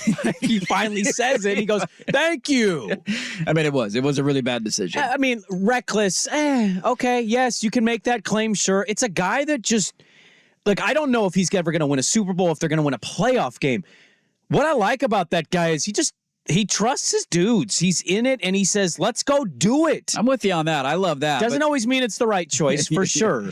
Yeah, but I love the nature of a coach doing that. There's a limit to everything, and I love Dan Campbell. That first call was awesome. I hate that it got overturned. We don't need to debate that whole call or no call or who whatever reported. It's dumb. I love that was the play call that they had there. I love that they went for 2. I love that that's his mentality. There at times though does need to be a check on aggression of just all right, let's take a deep breath here. What are the odds we get this from the 7-yard line? They have a chance to win. Maybe move up to the 2 seed, not knowing that Philadelphia was going to lose at that point, but hey, everything's at play. At that point, you got to kick the PAT, and I'm glad that the host said that to him. The thing about Campbell though is he'll go for it. He's risky. It cost him on Thanksgiving with the fake punt. I mean, that was a pivotal point. They couldn't do anything, and you could have kicked the ball and played field position. He went for it deep in their own territory, didn't get it. Loses this game as well. Do you think in a playoff setting, if they're set back where they were on the second 2-point conversion attempt, do you think he kicks it in the playoff to go to OT? I would hope so. Because I just don't think that's I don't think a 7-yard play is a high percentage play. 2-3 yards is a little bit different. You can even run the ball in those situations. Teams do that quite often. You don't need a lot to get it. 7 yards is different. I love that getting to the 12-yard line is too far for him, but the 7 isn't. A difference of 5 yards. Well, you just highlighted 2 to 3 yards is a difference. So sure. That is a difference. It is, but the 7-yard line is not a high percentage play. It just isn't. And I don't. That was a very reckless decision. It might end up costing them, but they got to go on the road to Dallas. It's a whole different ball game than getting to play them at home. But I think the encouraging thing for them, even as tough as Dallas is at home, I think the encouraging thing is I thought for a decent stretch of that game, outplayed Dallas, and they were in a position to win the game against Dallas. Yeah. There's a confidence going in where you're like, we've been here before. Playoffs are obviously different. This team doesn't have that experience. Do you trust the Lions? No, not at all. Not at all? No, not at all. Not at all? Not at all. But I don't think against the rest of the NFC. I don't. I'm not saying they can't win. No, I know you're not pick them to win, that, but I don't know. I'm not confident at all they're going to go win a playoff game. Not at all. So here's what's interesting. I'll let you go, Swag, on it. The Rams play the Niners. We get a Darnold Wentz game this weekend. How about that flashback? That'd be a fun one. Darnold Wentz battle. If the Niners win and the Packers win, the Rams actually go to Dallas. Dallas could end up getting the Rams, the team that not a lot of teams want to play right now when they're playing their guys. And so that's an interesting move right there where the Rams drop down, Packers move up. Dallas, you got the 2 seed. Congrats. Your reward is Puka Nacua, Cooper Kupp, and Matt Stafford, and Aaron Donald. And Kyron Williams. And Kyron Williams has been phenomenal for them at running back. Yeah, I look at Jared Goff, and every time I watch him play, he terrifies me. Every time. That he's going to make a mistake. He's going to have one of those Jared Goff games that just costs you. Playing outside, I certainly have that. Yeah. Playing at home, I hear what you're saying. I mean, that last drive, Dallas, by the way, what get lost in the entire shuffle there is how bad Dallas's clock management was, which maybe that's why people don't trust Dallas in the playoffs. It's part of the reason. The other part of it was on that last Detroit drive, they just played 15 yards off and allowed Detroit to just waltz down the field. Like, here's 15, 12, 7, 9, 15, like, okay, just Do you not know it's a one-score game over there? Touchdown ties it. Good grief. Like, they got incredibly lucky to win that game because that was a horrendous defensive game plan. That was a big opportunity for Detroit, and I know they were coming off the emotional high of clinching the first division in 30 years and all that. But I don't know. There's a lot of teams in the NFC that I don't trust. There's really only one team in the NFC that I trust, and that's San Francisco. Everybody else to me is jumbled together of you're going to have a good day, bad day. I don't know how it's going to play out, but I don't trust them. The only thing you worry about with the 49ers is health. That's really the only – if they are – as healthy as you can be going into the playoffs, then they got 2 bye weeks now, and that's why I'm not concerned. They're going to have a month just to rest and get ready. You know what I mean? If Detroit wins that, doesn't that change your feelings a little bit? That's what's funny is if they convert that 2-pointer and they win, you're kind of like, well, crap. No, I would still not try. This is a take that I've had for they a have while. to avoid one game's not going to change the giant mistake. The game-changing mistake, and that's where I think still in the back of your mind, and that's more Goff than Campbell and other guys. It's 100% on Goff. The trust is not there with Jared Goff. Really. Because Goff still threw an awful interception yes, he did. that should have allowed Dallas to put the game away. Yeah. He'll have those head scratchers, too, from time to time where he just comes out and throws like 3 picks in a first half, and you're like, where did that, what, huh? So no team outside of San Francisco for both of you in the NFC you trust at all? No. To win a game? No. Not even Dallas? No. Not at all. Boy, Dallas better hope Carson Wentz wins that game and doesn't fall. That's a brutal first-round wild card game. Talk about hot seats. What if Dallas loses in the wild card round of the playoffs? What do you do with McCarthy? Dallas certainly can beat the Rams at home. Again, different animal at home.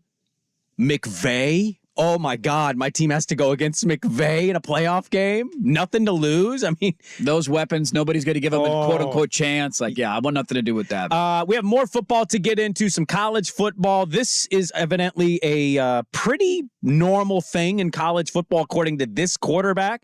We'll get to that. All that is ahead. Dirt and Sprague back with more, but for Swag with a sports update. Now, from the Spirit Mountain Casino Sports Desk, a Sports Center update on 1080 The Fan. Brought to you by A&E Plumbing, Heating, and Air, serving Portland, Southwest Washington, and the Gorge. Online at ANEHeatingandCooling.com. It's hard to stop a train. First on the Fan, rough night in Dallas for the Blazers. They do get Anthony Simons, Tamani Kamara back in the lineup, but they can't shoot under 40%. They give up a combined 70 points to Luka Doncic and Kyrie Irving and go down 126-97. They'll try again. Same two teams back at it tomorrow night in Big D. Washington and Michigan are scheduled to arrive in Houston Friday for the College Football Playoff National Championship game. There is good news for the Huskies. Running back Dylan Johnson expected to shoot up and play Monday night. This after aggravating a foot injury at the end of their win over Texas. Several NFL teams already with playoff positions secured will rest their starting quarterbacks in Week 18, including the 49ers sitting Brock Purdy. The Rams going to rest Matthew Stafford. In the AFC, Lamar Jackson going to watch from the sidelines. Patrick Mahomes gets the day off for the Chiefs, as does Joe Flacco for the Browns. College hoops tonight right here on the Fan. The Oregon Ducks looking to stay undefeated in Pac-12 conference play in Seattle to face the Huskies. 6 p.m. tip. Our pregame coverage will start at 5:30 following primetime. Washington, though, a 4.5-point favorite at the Spirit Mountain Casino Sportsbook. More sports scores and stories in 30 minutes. Jason Swigard from the Spirit Mountain Casino Sports Desk. Get in the game at Spirit Mountain Casino. Watch and wager with our sportsbook powered by BetMGM. Learn more at SpiritMountain.com. It's The Fan on FM. Go to 99.5 FM HD2 and enjoy high def.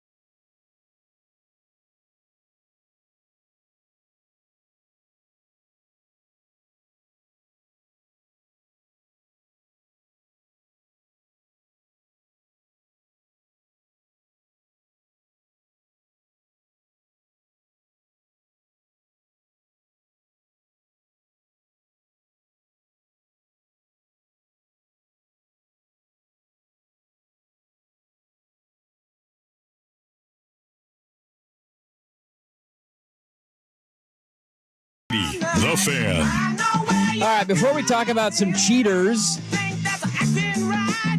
because there are some out there. Cheater. I said this. My cousin randomly lived with us for a year when I was in middle school, and he was from Oklahoma, and he didn't have a lot of culture. Sure. He called everything soda pop. Everybody's the soda pop. Like, what? Anyways, we randomly were playing video games, and he hit a code in a Tony Hawk skateboarding game. Yeah.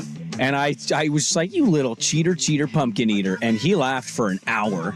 He had never heard the phrase Didn't before. heard that one before? And he just thought it was the funniest thing ever. You dropped like a liar, liar, pants on fire. No, after I was like, cheater, pumpkin eater, had a wife and couldn't keep her. And he just thought that was the funny. I was like, man, Oklahoma. We got to talk about some cheaters in a moment. Let's have a fun moment of palate cleansing audio with trivia mixed in. Can either of you name me the new Indiana football coach? Remember they fired, what was the old guy? Allen, I think was Tom his name? Allen. Tom Allen. Tom Allen. They fired him, and he's like, yeah, this is Indiana. What the hell did you want from me? And he's not wrong. They hired a new coach. Do you know who they hired? No. The Coastal Carolina guy? No, but you're in the right ballpark. Yeah, it was somebody. Small school guy. Oh, UTSA's guy. No, he's still there. He went to A&M, didn't he? What do you got? No, I don't think he did. UTSA? I don't think so. They hired Elko. Oh, that's right. Yeah. From Duke. Tulane's coach. Not quite. James Madison. Oh, okay. His name's Dukes. James Madison. No, that's where he came from. It'd be great if his name was James Madison, though. I don't even know how to say his last name. Kurt Signetti, I think. Okay. I think you're right. Cignetti. They stole game day from us when the Huskies came to town. That they did. And then And then they Indiana lost. said, we're going to steal your coach. Yeah. How about that? Well, he had an introductory press conference while we were on vacation, and I made note of this, and I thought, you know what? When we get back, I kind of want to play this. Because I don't know.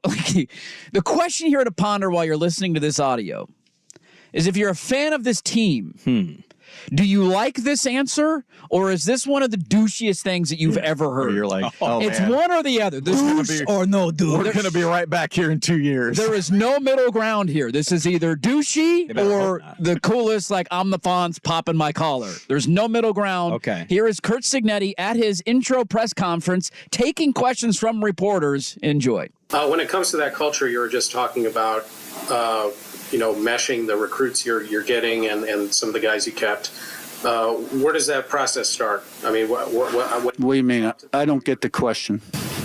Well, when you recruit them, how do you sell your vision of your culture? I mean, what's the... Who are you talking about? The high school guys, the transfers? Who? All of the above. I mean, how do you... Is there a... It's pretty simple. I win. Google me. This dude is the head coach at Indiana. He said, Google me, bitch. I win.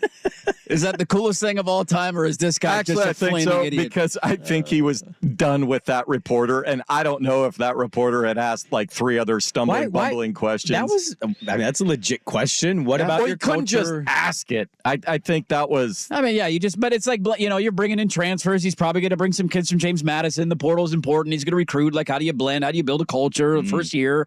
I didn't think it was that outrageous of a question. And he drops I win. Google me. Where is he coaching? Indiana. What was Indiana's record last year? I cannot answer that off the top of my head. Exactly. Have they been relevant since Penix left? No, this is They not. weren't even relevant with Penix. Actually, they were one They beat year. Ohio State. They had and they the were COVID ranked. year where they won like 3 games out of the gate. Do you remember what their final record was that year? I don't know. No, I remember they beat Can't Ohio even State. tell me. Well, they were relevant. Didn't Penix beat Ohio State? They did. He did. He had think that he did. great Are we sure about end-around that? run Yeah, I think they were like to the pylon. Yeah. they were like 6-6 that year.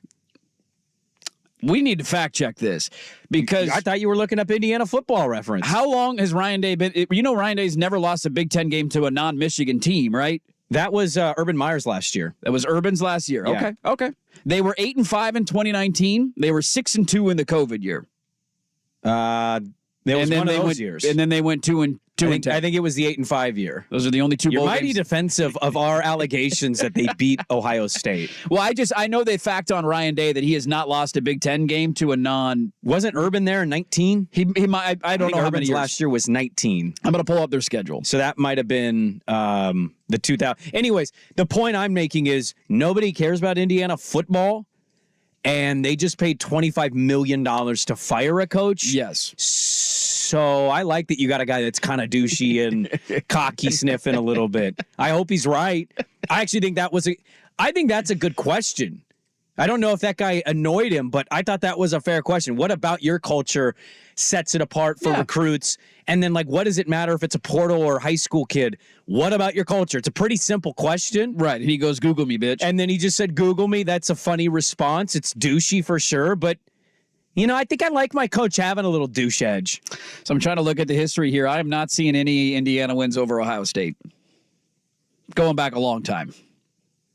I think Ohio State's won. Ohio State has won 28 straight games against Indiana. They have not lost to Indiana it since was the 1991. 42-35 thriller. He sent it. He tied the game late. Ohio State won late. Okay. We had that wrong, Swag. Okay. Just wanted to check that. Just wanted to check my stats there. You were really on that stat. I'm on that stat. That was really like an offensive thing to say out loud, was that they beat Ohio State. Well, we'd ask the I know question. you're B1G dirt now. I'm big dirt now, okay? You got to defend your powers that be in your conference. Us and Ohio State are now friends until Monday. No, you're not. We're both living in misery. We're homies right now. They lost to Ohio State in 2019, 51-10. Yeah, I'm looking at the 2020 season. Okay, Penix the had COVID 491 yards in that game. They lost by 7. The play Swag's talking about, the pylon extension. Yes, at the that was corner. to tie it. Yeah, that was to tie it. It was a late touchdown. And I thought that was against Penn State. I thought the opponent was different there. Because I remember them pulling off a big upset. It was Penn State. It was Saturday, October 24th. You know, we had some of the highlights of that season, right? We just had them against the wrong teams. Hey, you're talking to the guy who watches more college football than anybody in this building, okay? BIG Dirt reporting for duty. But you didn't know if they were good. I mean, they had a COVID year. They were COVID good. You That said they were doesn't count. 8-5 the year Penn before. State, 8-5 is not 23rd relevant. Michigan, 8-5? 16th ranked Wisconsin. 8-5 is not relevant. 8-5 is a good year.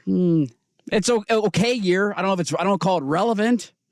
8-5? That's like not relevant. borderline top 25. It's not relevant. The back half of the 25 is 8-4 records. They were 8-5 because they lost a bowl game. They're not in the SEC, so they're not ranked. You got to be 8-4 to be ranked. What a weird in the hang up SEC. you had in this segment. If they beat Ohio State. So we're liking it. We're liking the quote from the new Indiana coach. Yeah. We're on board with it. I'm okay. Even though he's going to definitely get fired in 2 years because Indiana's not going to Probably, win but- and it's Indiana. No, they can't afford to fire him. Yeah, They I would hope paid not. almost $30 million to fire the last guy. I did Google him, by the way. His record in his career, 119-35. So Kalen DeBoer, he does win. He won at IUP, the IUP Crimson Hawks. They were dominant. Ooey Pooey. I believe Ooey Pooey. And then he went to no, there's no I on the end. It's just IUP. I'm out on the segment. I'm actually afraid to say anything about any team because you seem to be getting offended by this. It's Indiana University of Pennsylvania. That's where he was. Oh. And I didn't even know that was a thing. So not Ooey Pooey. Not Ooey No, Pooey. not Ooey Boy, Pooey. a segment of just not being right on anything. I was asking. I was clarifying there. Is it Ooey Pooey or not? I'm going to now change the opinion. Douchey don't like Thank it. you, Douchey. Douchey don't like it. Guy's getting fired in 2 years. Hey, what do we make of cheaters calling other people cheaters? Let's get to that audio next on the Fan. Who's stinking it up? Do not go in there. It's time for Who's Stinking It Up, a sports lowlight that's ripped from the headlines. We couldn't do diddly poo. Brought to you by Three Mountains Plumbing. Schedule your appointment online at threemountainsplumbing.com. UCLA just 3 for 18 from the floor since halftime. Entry pass, Brandon Angel from Spencer Jones. Yeah, there's Roxy Bernstein on ESPN2. UCLA starting their game against Stanford 7 of 8. They then went on to be 12 of 50 from the field. They're 6-8 now. They lost at home to a not very good Stanford Cardinal team. Yeah, I'm not going to pretend I didn't know anything about either of those teams, but I do know that Mookie Cook plays tonight, and if we lose another game to the Huskies, I might not show up tomorrow. I remember Penix in the corner of the end zone. Who did he beat in that one? Who's stinking it up? UCLA, brought to you by Three Mountains Plumbing. Make plumbing and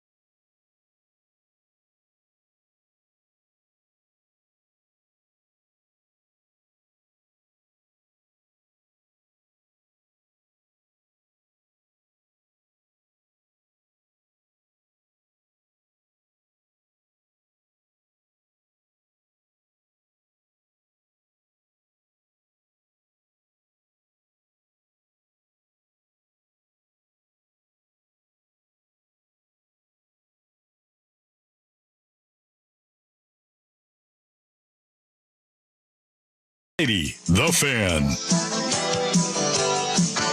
All right, welcome back in. Got some other football stuff I want to get to in the final hour of the show. See what we can Google in this segment. Well, you know what we Googled? Basically, Swag and I were kind of right. Indiana has only beaten Ohio State 2 times almost ever. And so, like, losing by 7 in the last couple minutes of a game. That's a bit of a win. That's a bit of a win. So we were kind of right there, Swag. Somebody also sneaking in a Beaver jab at you, saying your comments are coming from a Beaver fan because anything over 6 wins is a great season. Well, we can't all buy facilities for $1 billion and be handed a great program. Can't wait for that new Nike book to be coming out. You seen that? He's got another book coming out? Oh, there's a book coming out about Phil and the university. Like an expose thing? Oh, yeah. Nah, I don't care. Whatever. Yeah. It's all right. Just win a title, baby. That's all that matters to me. Bought, not built. That's right. Yeah, absolutely. You put 8-5 too much for Indiana. That's a good season for them. That's a good season for them. That's borderline top 25 at the end of the year, though. That's fair. Right? It's a fair assessment. Relevant for Indiana, not relevant for the general world of college football. No, but if, to your point originally, if they were in the SEC, they would have been for sure top 25 that year. Without a doubt. I want to get to this. So we didn't talk about it out of the Rose Bowl, the Michigan win over Alabama. There were pictures that circulated after the game. Connor Stallions was there. Yes, he was. Clean shaven. Showed up to the game. 4 rows from the field. Just sat there watching the game, and it's like, a Michigan fan was like posting the picture. Haha, look who made it. He couldn't miss the game. Like, all right, I guess we're doing that. And then yesterday, J.J. McCarthy, they're back in Ann Arbor practicing. He was asked about the sign stealing thing, and is it weighing on them going into the championship? And he had a hell of an answer. I don't want to say a crazy number, but I'd say a good number, 80% of the teams in college football steal signs. And, it's just a thing about football. It's been around for years. We actually had to adapt because in 2020 or 2019, like when Ohio State was stealing our signs, which is legal, and they were doing it the legal way, we had to get up to the level that they were at. And we had to, make it an even playing field. We do work our butts off. We do watch so much film. There's a lot more that goes into play and a lot of stuff that gets masked, a lot of work that gets masked just because of the outside perception of what sign stealing is all about. I love we had to cheat like everybody else. We had to. This is he went with the Bond steroid argument. McGuire's not better than me. I can't let him break records. He's cheating, so I'm going to cheat. They're cheating, so we're going to cheat. I find this storyline interesting because sometimes when you win a game like they did at the end of the year without Harbaugh, or they win a game in the playoff, it's like, well, clearly they're winning, so they didn't need to cheat, so I guess the whole thing swept under the rug. That's for some people, and others will never forgive them. Where do we fall in the cheating scandal? Because it's a massive story going into Monday night. I think I've made my position pretty clear. I'm not shocked. I shouldn't use the word floored, but like the team that might win the national championship in this season has been caught cheating, and they've just been allowed to be the 1 seed, which they shouldn't have been, and they've been allowed to get to a national championship and maybe win the whole enchilada. It kind of sums up college football in a nutshell, to be honest with you. Waiting for them to get vacated, like 5 years down the road, we're going to have to pretend like Michigan didn't win a national championship if they win on Monday. As if that does anything, right? Like, USC didn't win that other national championship. No. I hear his comments. I actually kind of agree with him. I wouldn't be shocked if 80% of the teams were stealing signs. Are they going to the extent in which your team did, though? I think that's the thing that he's like omitting or he doesn't want to acknowledge, because I think these guys don't want to acknowledge it because they understand it probably takes some of what they accomplish away. Yeah. And how shouldn't it? The facts are, since they started doing the Connor Stallions thing, they have turned a corner. Now, with recruiting and the experience that they have with all these juniors and seniors on the team have gotten to them anyway, gotten to that point, maybe.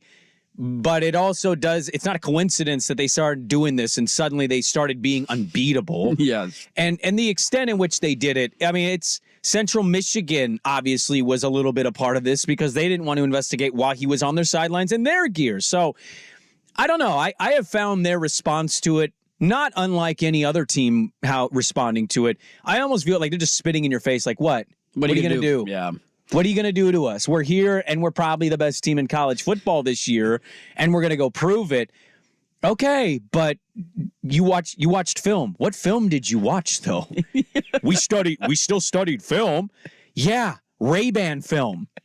on angles of games you shouldn't be getting. I keep bringing that up. That nobody ever answered that question. Who was on the Central Michigan sideline, and how did he get on their sideline? Because they're complicit. Central Michigan and Michigan are in the same. They're not in the same conference, on the same level of football. So, they probably allowed him to be on there. He gave him information. They give him information. That's why there's no follow up there. It's just weird to me, and I know there are a lot of Duck fans that don't want to see the purple and gold win it. I get it. I do. I'm going to feel really weird and kind of gross watching Michigan win if they win Monday. I mean, this would be equivalent of knowing the Astros cheating scandal during the World Series against the Dodgers. As the playoffs started, of knowing that they're blatantly cheating, but baseball just hasn't quite acted yet. And that's where I think these are very comparable. Like, McCarthy is right that I wouldn't be shocked if it's higher than 80% of teams that look for a way to find an edge. Like, how many times do you turn on a game and you see those stupid bed sheets that are behind the coaches on the sideline, so you can't look down and you can't get the signs, and they want to hide what they're signaling in? Like, of course, that's a big part of football, just like it's a part of baseball. If I'm on second base and I can decipher your signs because you're not hiding them well enough, I'm going to tip it to my batter to say, hey, he's going to throw a curveball here. Keep your head on a swivel.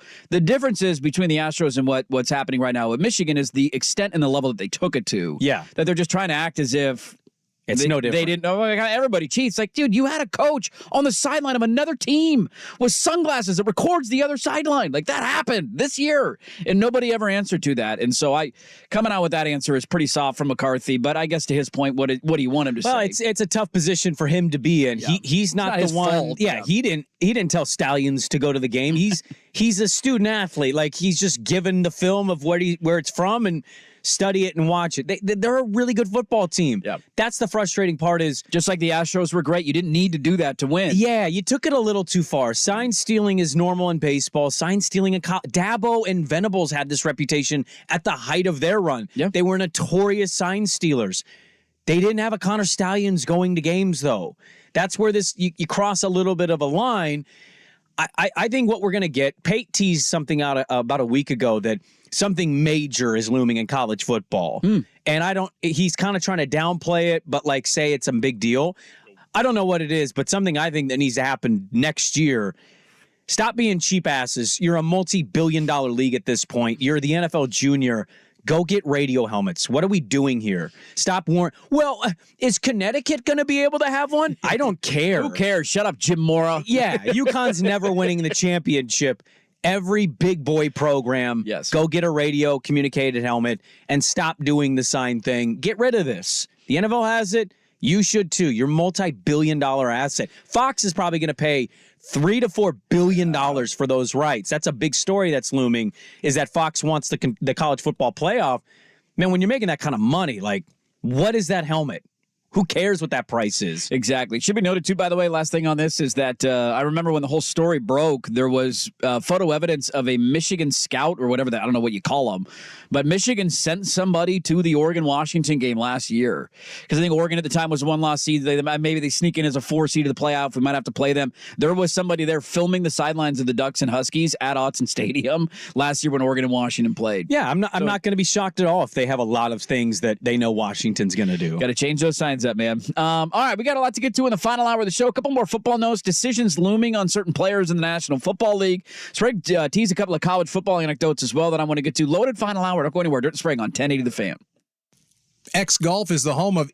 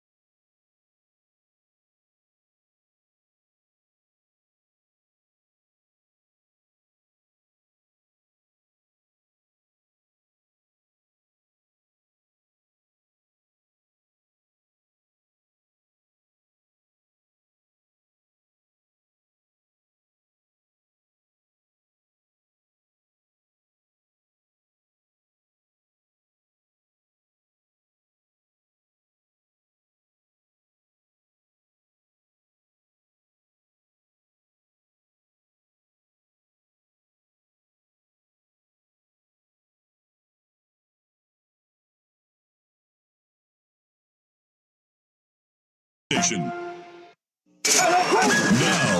Now, from the Spirit Mountain Casino Sports Desk, a Sports Center update on 1080 The Fan.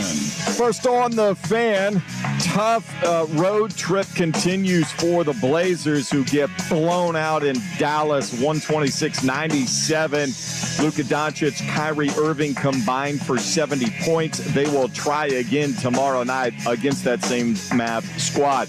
Good news for Husky fans. Running back Dylan Johnson is expected to play in Monday night's national championship game against the Wolverines. He aggravated a foot injury at the end of their win over Texas. Tests have shown no structural damage. College hoops tonight right here on The Fan. The Oregon Ducks trying to remain undefeated in Pac-12 conference play. They're in Seattle to take on the Huskies. 6 o'clock tip. Our pregame coverage will start at 5:30 following primetime.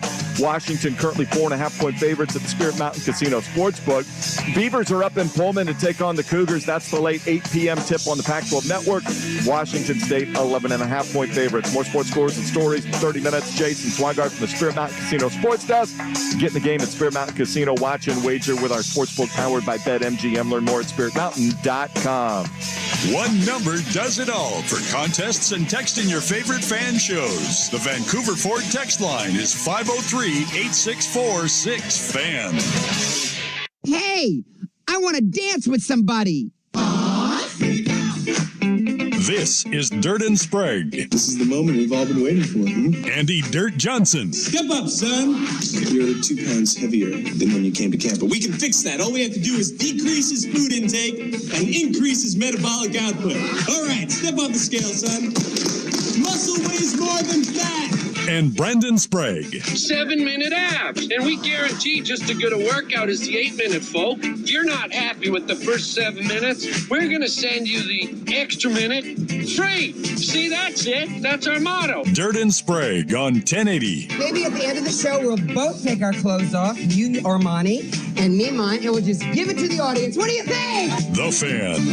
Hey, let's do this. Final hour. Dirt and Sprague here on Portland Sports Leader 1080 The Fan.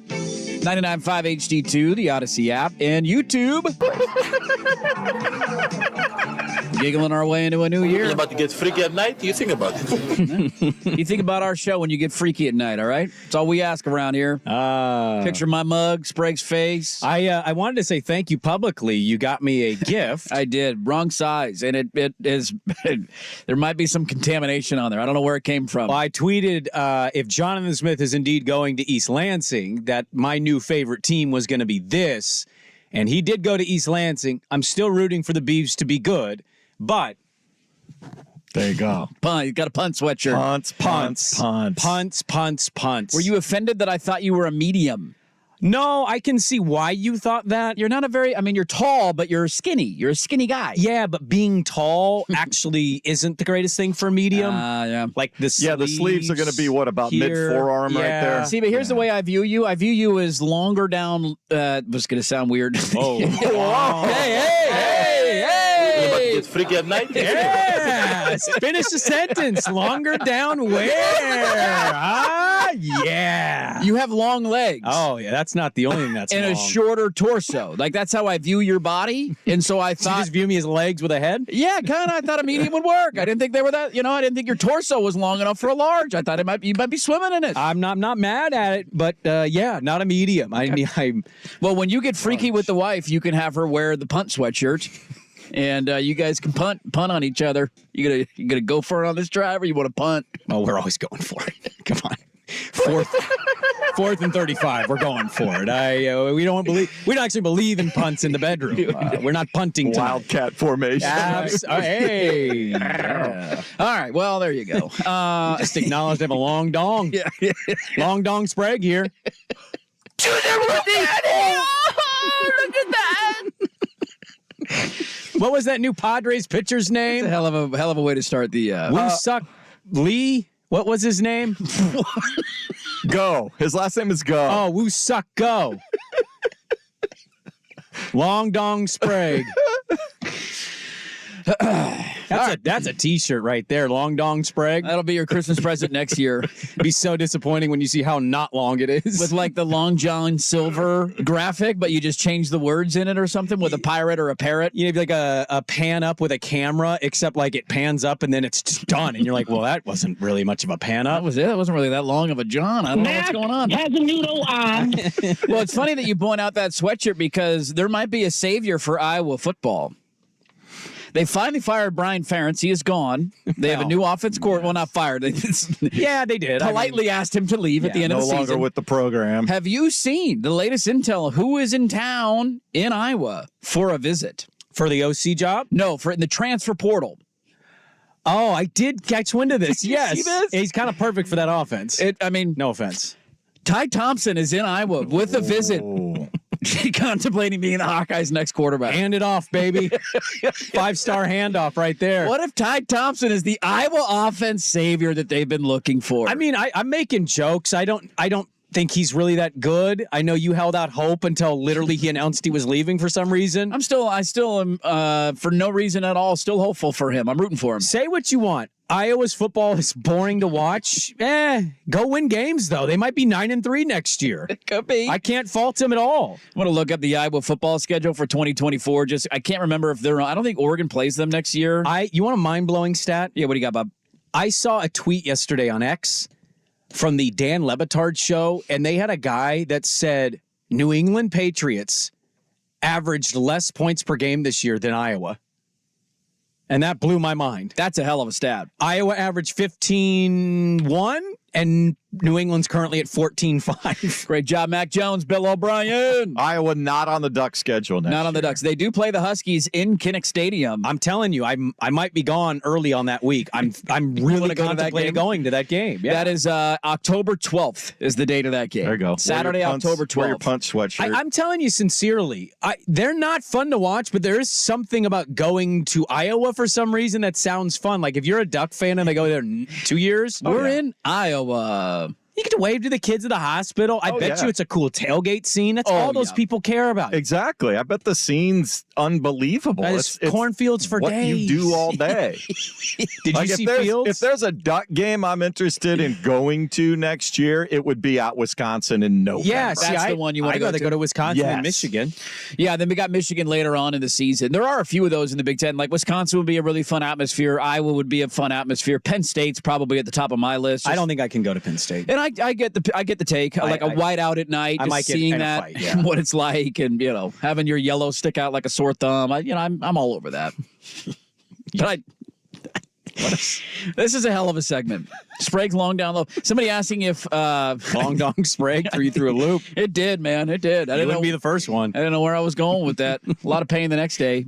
He doesn't know where he's going with it either.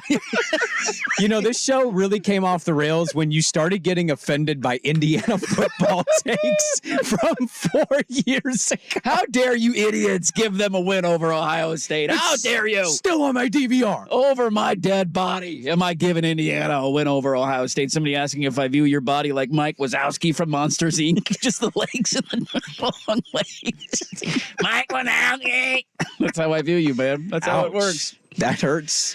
So there you go. I saw that. A couple of Duck notes quickly, by the way. Tess Johnson, I believe, has announced this morning that he's coming back. That's good. It's good. And Jeffrey Bossa announced yesterday. That was a big one because he was a guy that probably could have got, I don't know what his draft stock looks like. I don't follow that closely, but he announced that he was coming back. So I think the only guy you're really waiting on at this point is Jordan Birch. I think he's the last one of note, at least, that may or may not decide. But Tess Johnson will probably be your number one wide receiver next year. Is Tess Johnson a number one wide receiver in your mind?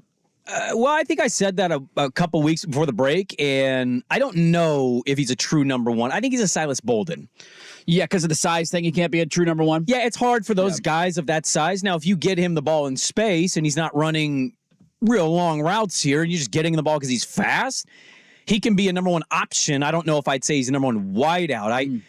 Actually, if I was a Duck fan, I'd kind of be hoping Holden or Dickey could even take a massive step. I know you didn't see a lot of action this year. They're going to try hard for that kid from Texas A&M who is Evan Stewart, who is I think he was the number one receiver in the country. Played 1 year at A&M. He was awesome as a freshman. Yeah. He's in the portal. I don't know if they're going to get him, but they're going hard after him. Something I rediscover about myself, and I do this every February, but yesterday it came to the forefront. I keep realizing every year of my life, I don't know Roman numerals.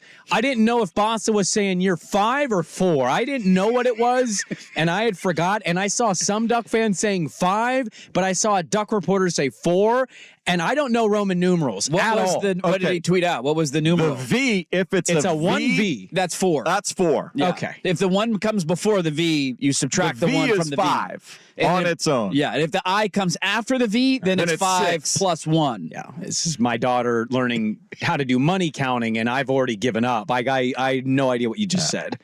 You might as well have been speaking in tongues. Every Super Bowl that happens, I tell you what, you could play a game with me in February. You just give me the Super Bowl Roman numeral, and I've heard what Super Bowl it is a million times, but I won't know it in the moment because I look at that Roman numeral. Great. And I quit. I think we're gonna switch up stat or story then. I'm gonna do it in Roman numerals for you. I might have a chance to win then. I mean, I'm not even that good, but I know Roman numerals. I got a better understanding than you do. When you get to like the V's and when you get to all that, you end up eventually losing me. But like single digits, I can handle the single digits. The minute your empire falls, I don't care about your numerals anymore. The M's and the C's is where I start to. We're going with numbers, Bob. Numbers. Somebody also pointing out a good fact saying that the only thing that you're good with a medium when it comes to pizza, you're a medium pizza guy. Yeah, maybe that's what it did. Maybe that's I bought you a sweatshirt because I thought of medium pizzas. Well, what are their best deals usually for delivery? It's usually 2 medium pizzas with 3 toppings each. I mean, it's a pretty big screaming deal for a family of 4, and you're the one eating most of the pizza. Big news for Oregon for those 2 reasons. Yeah. A couple beef notes just to slide them in here. They lost an offensive lineman to the portal. Which one? Tanner Miller. Okay. They had a decommitment yesterday from a linebacker, and there's some intel. Maybe it'll change, and this won't age well. Maybe Jam Griffin returning. Yeah. His header on Twitter was an Oregon State photo. I would imagine Fenwick's done, right? He's been there for a minute. Fenwick is done. Yeah, he's got to be done. Yeah. So you get another running back. That'd be big. He was good at Oregon State. I mean, it wasn't. I don't know where he went to. What, Ole Miss this year? I forget where he went, but he didn't get very many touches. No, that was one that Beaver fan kind of glommed onto. Maybe he would disagree with the take. It seems like maybe he had some regret at a midway point of the year of like Georgia Tech. Yeah, that's what it was. He went to Georgia, or maybe he came from Georgia Tech. No, he came from Tech. Yeah, so he went to Ole Miss this year. Yeah. That's where it was. So he went Georgia Tech, Oregon State, Ole Miss, maybe back to Oregon State. He's got 904 yards in his career. Another guy who's very similar is, do you see Dorian Singer back in the transfer portal? I was confused by that, yeah. So he had like 1,200 yards 2 years ago at Arizona. He was a stud. Yeah. Went in the portal, went to USC. Nobody heard a peep from him all year. No. And now he's back in the transfer portal after one season. Yeah. Silas Bolden also transferring. I forgot to throw that one in there. And he has been connected to USC as well. USC's reached out to him. Michigan State. A lot of teams have offered. Michigan State is a sneaky one that people think he's going to go back to the Smith. And he gets, Child's going to throw him the football. So we'll see on that. I saw a take on college football because we're losing a lot of what we love about the sport. Is this a positive, the way that some people are reporting it? And what do we make of this being a permanent site? I want to get to those coming up next. You got Dirt and Sprague here on 1080 The Fan. The Herd with Colin Cowherd.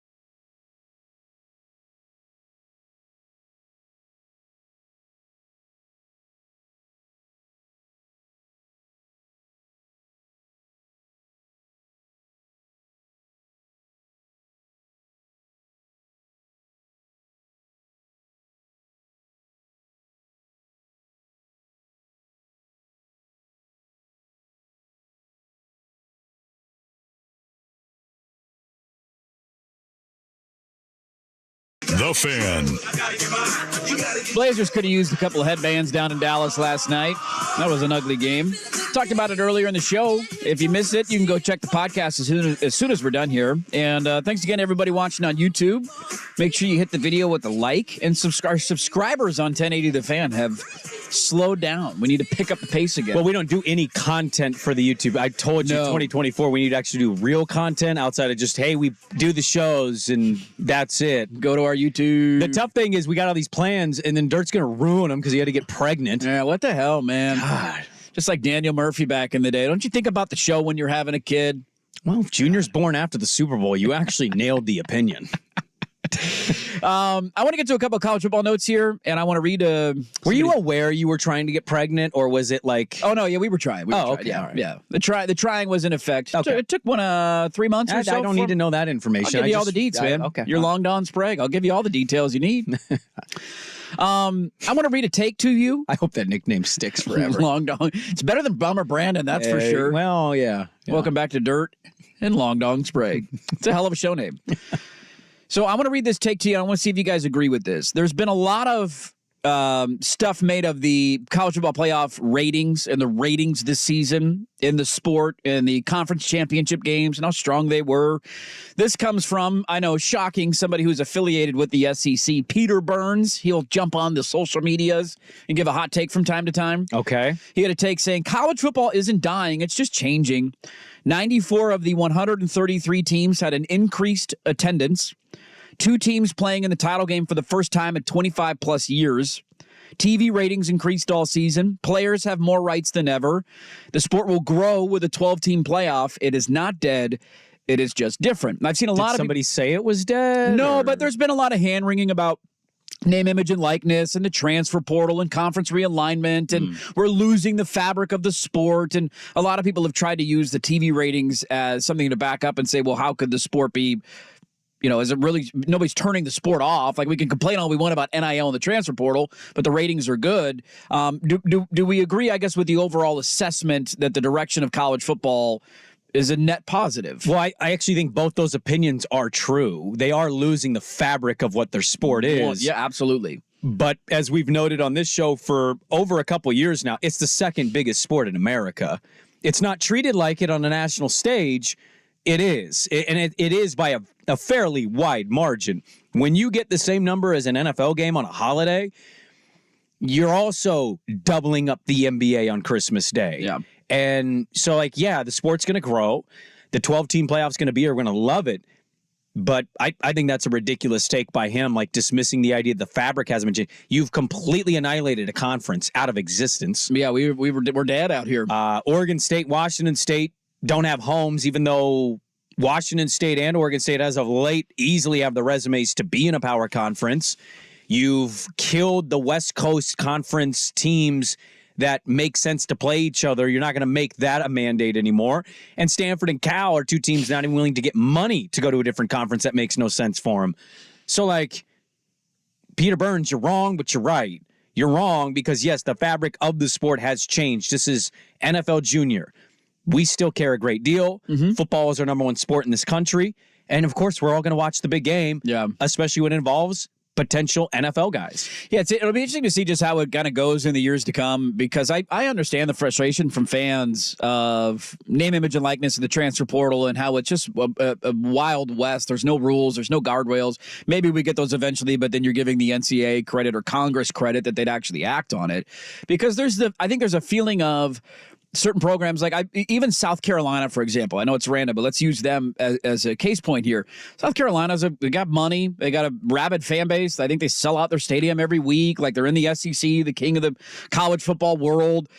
And they have essentially become, to a certain extent, to some other programs, a farm system. Like, they have a handful of guys every year that are elite players that are jumping. They had one of their top wide receivers, one of their best defensive players, portal gone every offseason. You have one of their defensive linemen. We do. Jordan Birch was a massive upgrade, and we're hoping he sticks around in Eugene. And it'll be interesting to see just as time goes on, if those guardrails aren't put in, because we know this in our experience out here on the West Coast of what is Oregon State fan and Washington State fan going to go through, how closely do they watch the sport. Like, it's just, they might might be checking out a little bit in the years to come if they don't find that footing in a big Power 5 conference. But for the programs out there like a South Carolina or some of these other just middle-of-the-road Power 5 programs, what if this turns into their offseason every year where you're basically losing a quarter of your team? Does it change your viewership at all? I'm just fascinated to see where it goes because I think we all love these big-time matchups and these household program names playing each other on large stages, but it's also a regional sport that every community and every university is plugged into. Mm-hmm. And if you start losing some of those across the country, like, yeah, sure, your numbers might be big in big games, but I don't know. There are no rules, there are no guardrails, and I sympathize for programs that have to go through that basically turn into the Mariners of college football where you're like, okay, when's this guy going to sign with the Yankees? Yeah, but if you go through every conference in the Power 4, how many teams in each conference do you not worry about? Yeah, I'd have to go look through all of them. But go look in the SEC, right? It'd be LSU, Georgia, Alabama. If you think Hugh Freeze is going to win at Auburn or you think Elko is going to win at A&M, like those are mysteries, though. Those aren't givens and guarantees. Yeah. Ole Miss is running hot right now, but that tradition, that's a good they just won 11 games for the first time in the history of their program. How many teams are in the SEC? They're going to be up to 16. 16. We named 3 to 4 teams. Yeah. So like a lot of those other teams, you're kind of just a patsy. And if you get 6-6, you get to go to a Tony Tiger Bowl and say, great season. You could do this in the Big Ten. You can certainly do this in the Big 12. There's always been haves and have-nots. What I'm fascinated by is the front office article that came out that Fox is geared up to take the college football playoff away from ESPN. This is going to be a bidding war. Yes, it is. And it's going to be a big bidding war to the point where Fox had to let it be known, we don't care about the NBA. You shouldn't. Go get the second biggest sport in America and spend your money there. How that changes the landscape, I don't know. But I just think with the Florida State lawsuit looming, the unhappiness of Clemson, Miami, among others in the ACC, the weird Cal Stanford SMU thing in that conference, the Pac-2's money and like bones of a network. What is the landscape if Fox wins the bid? Does it change? How does it change? Yeah. We all have an idea of what it's going to be. Somebody's going to say some idea like Chip Kelly did this year, and everybody's going, oh, man, what amazing thinking, as everybody in America was out loud saying the same things as Chip Kelly. He's so creative. He is so creative. But I think right now it's not set in stone. And so with so many uncertain things, we're not at a certain point of the sport itself. I still think there's a lot of growing and maneuvering to do before we get there. What does it look like in 2 years? It could be totally different. Do we have a players union? Do we? I mean, you can say student athlete all you want, and a lot of students are taking advantage of the educational part of that. But we also know the top blank % of those kids are also just majoring in football. They're there to be in the NFL and that's it. Make their pathway there. So I just think he's still wrong. It's growing. We're going to be excited about 12-team playoff, but there's still the movement has not stopped yet. Yeah, I think it would behoove them, too, to have both networks bidding and giving the rights to both of them. I don't know why it needs to be one or the other, and maybe Fox is willing to spend that much money, but I can't imagine ESPN's going to let them go without a fight, right? I mean, ESPN has been the home of the playoff for 10 years now. Should they split it up the way they do the NFL, AFC, NFC games, CBS, Fox? I mean, I don't know if you have to go conference by conference, but just specific, like you get the semis, we get the quarters, you get the, splitting it up to me makes a lot more sense than it does just giving it all to one network. But if Fox is willing to go that much above ESPN, maybe it's the right move for them. One last note I saw, and then we'll move on to a couple other things in the next segment, but I saw this from Kirk Herbstreit, wanted to see if we agree. Speaking of losing the fabric of college football, one of the traditions has always been the Rose Bowl. He wants to start a petition basically to have the Rose Bowl be the host of the national championship every year. Yeah. Would we like that move? It would be great for the West Coast. You'd have at least close access if your team's ever in it. Yeah, I mean, who doesn't love the venue? I like that they play on real grass. Like everything about it feels... Weather generally at that time of the year is as benign as anywhere in the country. Yeah. I did see it was raining like 2 days before the Michigan game, and I was like, oh, no. I mean, the national title is going to be in Houston this year. It's where the Texans at Texans Stadium, NRG, or whatever they call it. Is the actual schedule out for how the 12 team is being broken down? I haven't seen it. Well, you get the home games in the first round, right? But I mean the dates, like we have the conference championship games, then the very next week is the first games. See, and I thought there was a week off. thought there was 2 weeks. Oh, it's 2 weeks after that? But I don't know. I'm speculating. I wonder, has anything officially been put out yet that this is how it's working? Well, I mean, there's nothing worse, I think, this is where the sport... this is where not having a commissioner or one person or one body, one office to coordinate all this stuff kills them. Well, what I was going to add to it is, and they've been in this corporatized world of big games in venues like this, right? Dallas... whose call is it? So here's your date. I got it right here. So this is from the NCAA website. So you obviously have December 3rd. First weekend of December is the announcement. You get the Saturday conference championship game. Sunday it's announced. It is a couple of weeks. So the first round of the playoffs, which will take place either at home field or the higher seed, will take place during the week of Saturday, December 21st. Oh, so it's a couple weeks. So you get a couple of weeks off before the first round starts. So it's basically a week and a half, give or take, earlier than what the current playoff is, because those are usually New Year's Eve or New Year's Day where you get the current playoffs. The fabric of the sport, this is where I think they're getting it wrong, is I don't think there's anything worse than the corporatized, bastardized version of college football being played at NRG. Yes, it sucks. Alliance Stadium. I love that they're at least doing home field in the first round for the better team. We need to get back to it. They're not going to. That Pandora's box has been open, but that's the thing they're missing the most is that's how you can hold on to some of this pageantry. Absolutely. Is play the home and homes. Play at the stadiums. Don't... Hey, everybody, load up your bank accounts and get ready because you got to fly to New Orleans for the Sugar Bowl. Yeah, I mean, if you're a Husky fan, how hard is that? I mean, I know Oregon's been through it in years past, but you have the Vegas Pac-12 championship game, which you probably want to go to because it's Vegas and that was such a big game and the rematch and all of that. Oh, yeah. So if you travel to that, there's a couple $1,000s that are out of your pocket. Easy. Then you got to go to New Orleans for New Year's Day game. Super expensive. Like getting there for New Year's Eve, good luck. And then you land back on Tuesday or Wednesday whenever you get back into town. And now if you want to go to the national championship game, you have to fly back to Houston, which is basically next door, it feels like, to New Orleans. You could have just stayed there for the whole week. They sold out their tickets. The 20,000 seats. I saw that. Yeah. I wonder how many fans, too, were just waiting to see if you get to this point, this is the one I'll go to. But that's also risky because there's no guarantee that you're going to get all the way there. No. And then you miss the opportunities to see the other games along the way. Yeah. So I'm with you. I think that's a great way to reset some of the tradition and the pageantry that we love. And I hope that those first-round games next year that are at home sites, the atmospheres and everything is so great on television. And then you fast forward a week later. So next year, the quarterfinals will be the Peach Bowl, the Fiesta Bowl, the Rose Bowl, and the Sugar Bowl. And then the semis will be the Cotton Bowl and the Orange Bowl. So you're going to get this rotating the New Year's 6 games every year that will host those 6 games. And then I think the national championship side is separate. But if those atmospheres are great, let's push that further, man. Yeah. Have it be the first and second round. You want to go semis where you got to travel, whatever. I'll back down on that.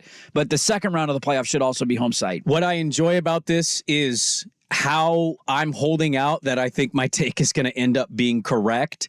Everybody and their mom wants to tell us, well, when they get to 12, there's no debating. Oh, yeah.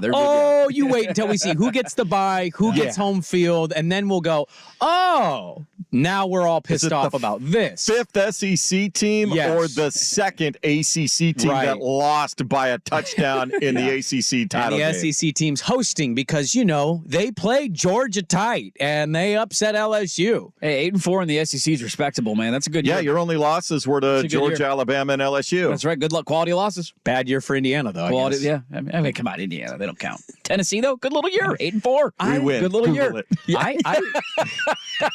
I would have put somebody in my family's life on the line that Penix play was Ohio State, and I'm so glad that I was. This is why I'm at where I'm at in life. I can't remember anything important. I can't remember big life details. You ask me what happened in this moment in my life, I can't tell you. You ask me if Indiana beat Ohio State, and I have a very strong opinion on that I know that it didn't happen. Why do I know that? Why? Why does my brain Do you want the truth? Sure, fire away. You're kind of a loser. I am. I'm a total nerd. We are. Yeah, this is our. I got problems, man. This is our cosplay. This is our Comic-Con. We're LARPing for 3 hours every morning. We make fun of these other groups of people that like to play Pokemon in the park. as if we're not idiots on our couch on Saturday and our entire mood is dictated because 19-year-olds scored a touchdown against a group of 19-year-olds that we root for. Yes, we're losers. My happiness level is low right now. My 19-year-olds weren't good enough this year. Fell short. All right, I want to get to a couple of notes, a little peekaboo Week 18 NFL action. We'll dive into that coming up next. First, here's Swag with Sports Center. Now, from the Spirit Mountain Casino Sports Desk, a Sports Center update on 1080 The Fan. Brought to you by A&E Plumbing, Heating, and Air, serving Portland, Southwest Washington, and the Gorge. Online at ameheatingandcooling.com. It's hard to stop a train. First on The Fan, it was hard to stop Luka Doncic for the Blazers on Wednesday night. He had 41. Kyrie had 29. Portland couldn't shoot. They lose 126-97. They'll try again Friday night in Big D against the same Mavs squad. Washington and Michigan's football teams are expected to arrive in Houston sometime Friday. Preparing for Monday's national championship game. There is good news for all Huskies fans. A running back, Dylan Johnson, is expected to play. He aggravated a foot injury at the end of their win over Texas. Initial test showed no structural damage. College hoops tonight right here on The Fan. The Oregon Ducks off to a 2-0 start in Pac-12 conference play on the road in Seattle to take on the Huskies 6 o'clock. Our pregame coverage starts at 5:30 following primetime. Washington a 4.5-point favorite at the Spirit Mountain Casino Sportsbook. Beavs will be up in Pullman to take on the Cougars. It's the late 8 p.m. tip on the Pac-12 Network. Washington State 11.5-point favorites. More sports scores and stories, 30 minutes. Jason Swigard from the Spirit Mountain Casino Sports Desk. Get in the game at Spirit Mountain Casino. Watch and wager with our sportsbook powered by BetMGM. Learn more at spiritmountain.com. Your favorite fan shows are on YouTube. Mash the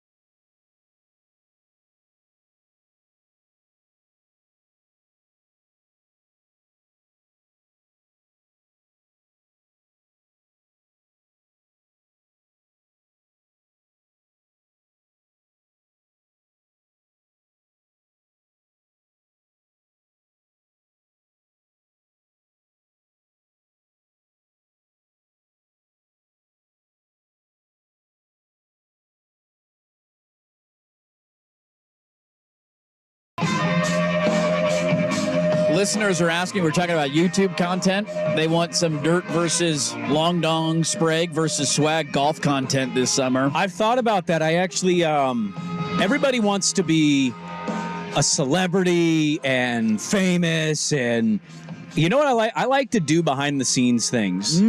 I've thought about actually following you for a golf round to produce. Why are you laughing about that? It just is funny to think about it. Like somebody walking behind me with a camera while I'm playing a golf round. Somebody's got to track your shots. If we do that, we have to get a microphone with the giant, super fuzzy shag carpet windsock that they have, so you can hear the swings. Well, no, it takes the wind out of it, so you can do golf. You gotta be quiet on the course. It'd be funny to get one and it wasn't working, and you're just holding it as if it's working. All you can hear. It's like Along Came Polly when Philip Seymour Hoffman at the end, he's like, and these guys aren't even real. It's just in the, I don't know who I'm filming. The funny part is follow me around for 2 weeks, man. Well, whoever loses ends up losing. We are in a dead-on tie now. Yes. For Sprague in the line. The loser of Sprague in the line will have to caddy for the winner of Sprague in the line. Yes. So the person that finishes second, I think it would be funny if they were truly there following along, doing the play-by-play. Now, is the loser buying the caddy outfit alone, or are we helping collectively? I need to know the answer. I guess that depends depends on the cost. Yeah, I don't know how expensive those are.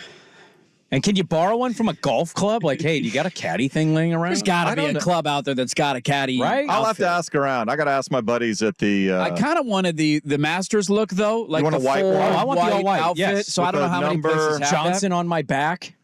that. Yeah, you got to have the name on the back. Yep. You got to have a number. Was that not your last name? Look at this! Look at that! Or are we putting dirt as the name? I don't think we're catching you. I think it's over. What, the Johnson on my back That one comment? did it for me, yeah. That one did it. Long So dong Sprague. I'm looking here. I'm 8 games up, by the way, so it's not out of the realm of Yeah, possibility. we're going all the way through the Me Super and Bowl. Swag We're going keep all the way trading off through. 2 and 1s and 1 and 2s. I had an 0-3 while we were on vacation. Oh, you had I went 1. 0 for That's 3. cool. I'm looking right now on Etsy, an adult white caddy uniform. How much? $149. So here's what we could do. I'm not spending you can But blow smoke out your ass. I'm not spending 150 on Here's that. what we have to. Here's what we can consider, though, Yeah. is if we buy that, if we want this to be, I mean, obviously we have to not get fired for this to happen, which we'll see how that goes. But if we continue to do this, and if this is our bet That's every true. year, we just get one that will fit. I can roll up the legs, Swag, and you were taller than me. I can if I ever Well, lose. just give me a medium. Yeah, just get you a medium. Then it'll fit you. You fit mediums, right? You got those long legs over there. Well, if we're going to share and this, then you get there- different last names, There has right? to be some rules about the undergarments That is going true. on in there. What are you doing with that thing with your wife at home, man? I don't know what's going on with the Spragues at their house. Free balling, You about to get freaky at night? You think about it. I'll be at a caddy tonight, honey. What was that? I don't know. I tried to do a Giannis accent. Give me the lumber. Well, okay. Here's the other part. Ready to hit the wood? You want to do this bet every year the same way? I mean, I don't know. I'm just saying, if that was what we wanted to do, then if we all put in $50 to buy the outfit, then we have the outfit and we just rotate who the caddy is every year. That was my point. We don't have to do it every year, but Well, here's the other part. Do you think Odyssey right now is going to pay for a camera for us to do other content for YouTube? No, we would have to. That's not a good thing to ask for right now. in this people are moment? also immediately calling us an idiots and saying that you can get the painter's white jumpsuits at Home Depot, you idiots.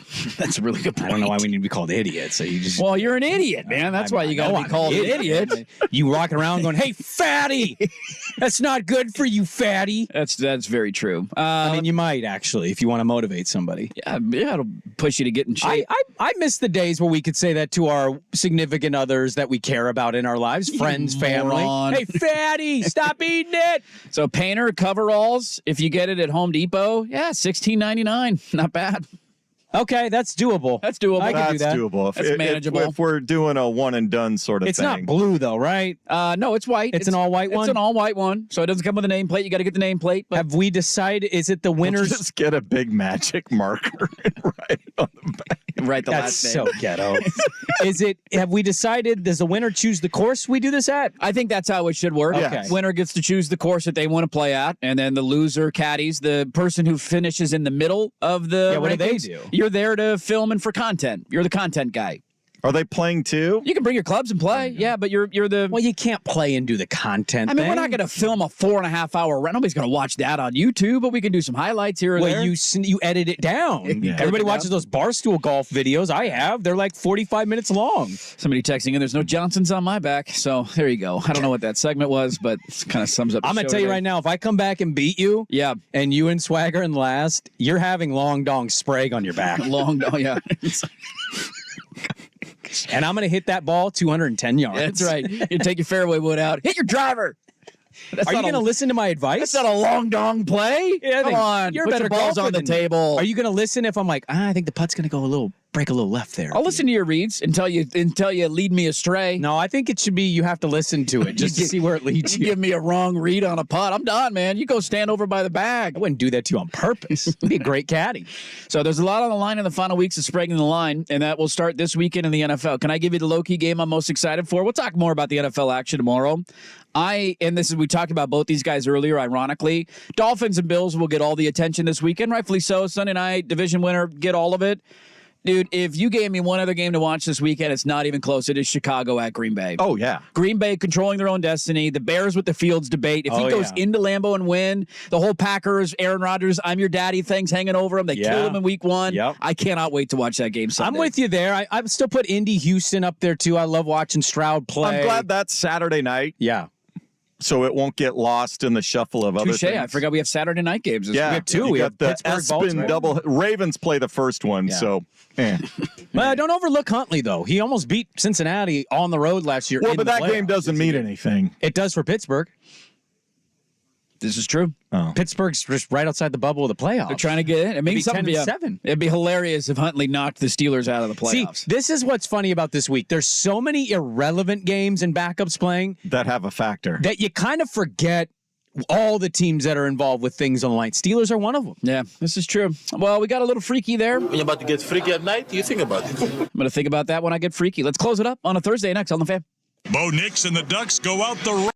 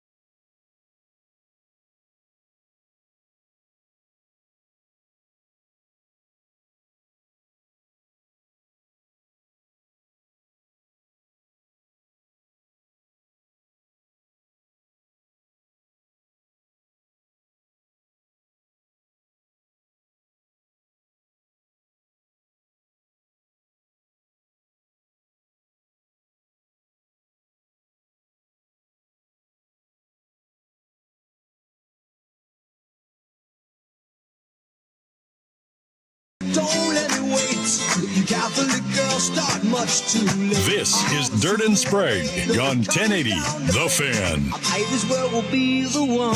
Yeah, from time to time you get jealous of other people in the sports media landscape. There's a guy at Barstool Sports, Jersey Jerry, who has locked himself in a golf simulator room.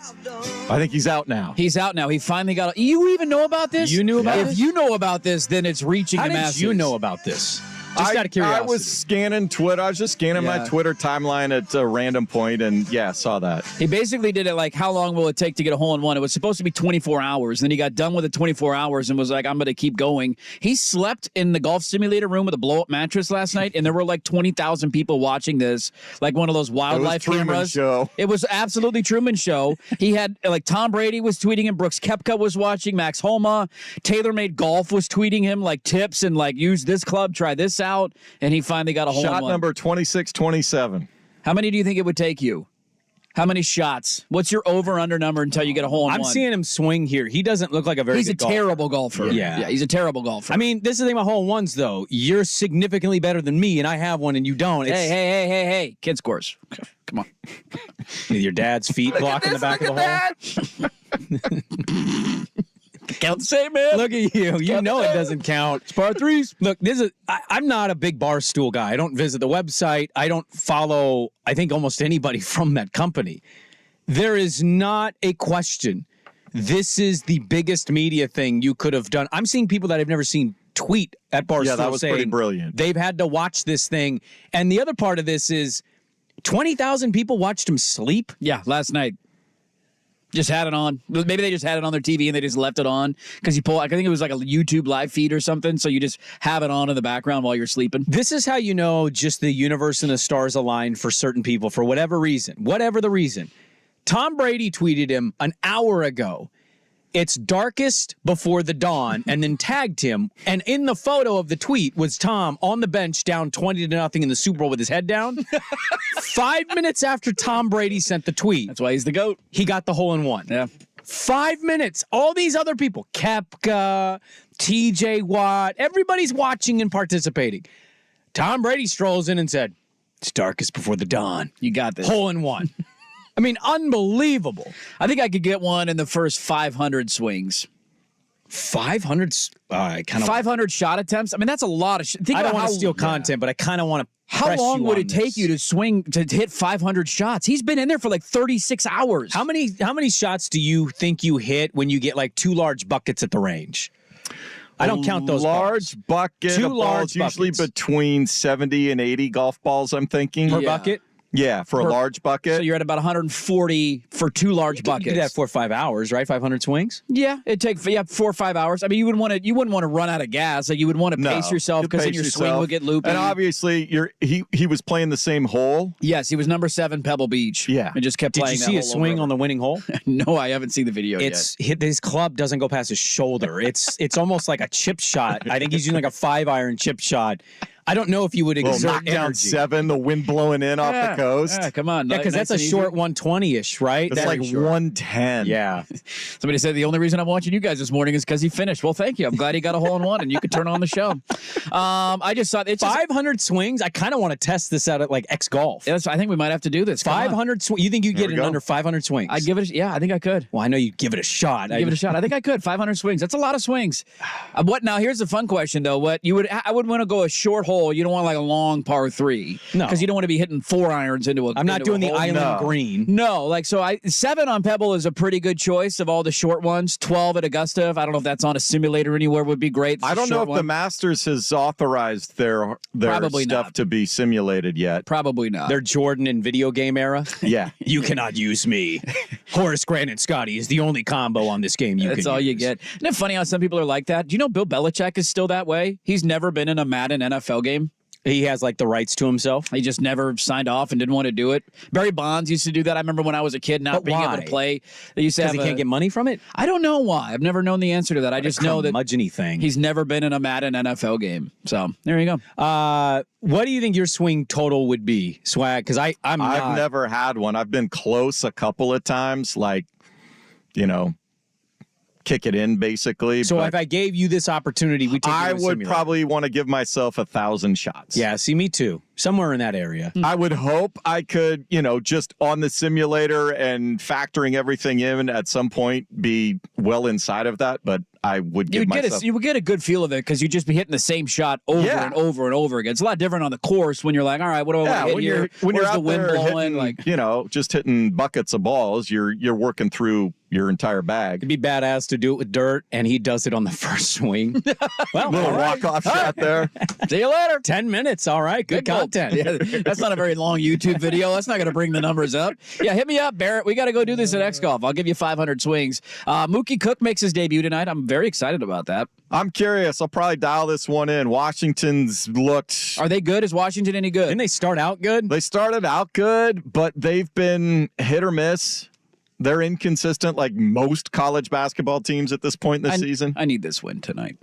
Do you? I mean, your team's good. I can't. Shellstad's been a beast. Can't lose another one like that. They got a lot going for them. Oh, you can't lose to Washington. Yeah, overall, who cares? You beat UCLA, USC, whatever. The biggest thing is the Brooks Jr. guy, the transfer from Kentucky. That's the Ducks without N'Faly Dante, without Biddle, they got to figure out how to guard that guy. If they can do that, then they got a chance. This says Huskies are 0-2 in conference play so far. Oh, bring it on. They're a favorite tonight, so if you can gamble on college hoops, the Huskies are favored, I think, by 4.5. It's in Seattle? It's in Seattle, yeah. Okay. You get Giannis versus Wemby. I hope they're both playing tonight on TNT. Who knows? Do we know? Is Wemby playing? Is it a back-to-back for San Antonio? Knowing Pop, he's going to give the middle finger to the NBA and say, no, he's got to rest. Talk about long legs. I don't believe they played last night. Okay, that's good. And then your second half is the Nugs versus the Warriors. That's your TNT doubleheader tonight. If Giannis put Wemby on his shoulders, could he be out of the atmosphere? What a vision that would look like. I kind of want to see that, like the old kid standing in the trench coat thing, like the alien. I kind of want to see that. I'm an adult. I think you care. How much does Wemby weigh? 200 and probably 30 pounds just because he's tall. And 7'7". Yeah. God, eat a steak. All right, we didn't have Ken Barkley today. He's going to be back next week. He was sick. People asked about that. We are tentatively scheduled for Baldy tomorrow at 8. So sometimes you believe our teases, sometimes you don't, because it didn't work out last night. But we had a fun show talking about Sprague's Long Dong, and that will do it. If you miss any of the show, you can go check the Service Patriots podcast at 1080thefan.com. That'll be up all day on YouTube as well. Make sure you go subscribe to youtube.com/1080thefan. Love everybody watching the show every morning. That will do it for us. Thanks for being a part of our Thursday. Talk to you tomorrow at 6 a.m. Colin is next. You're listening to 1080 The Fan.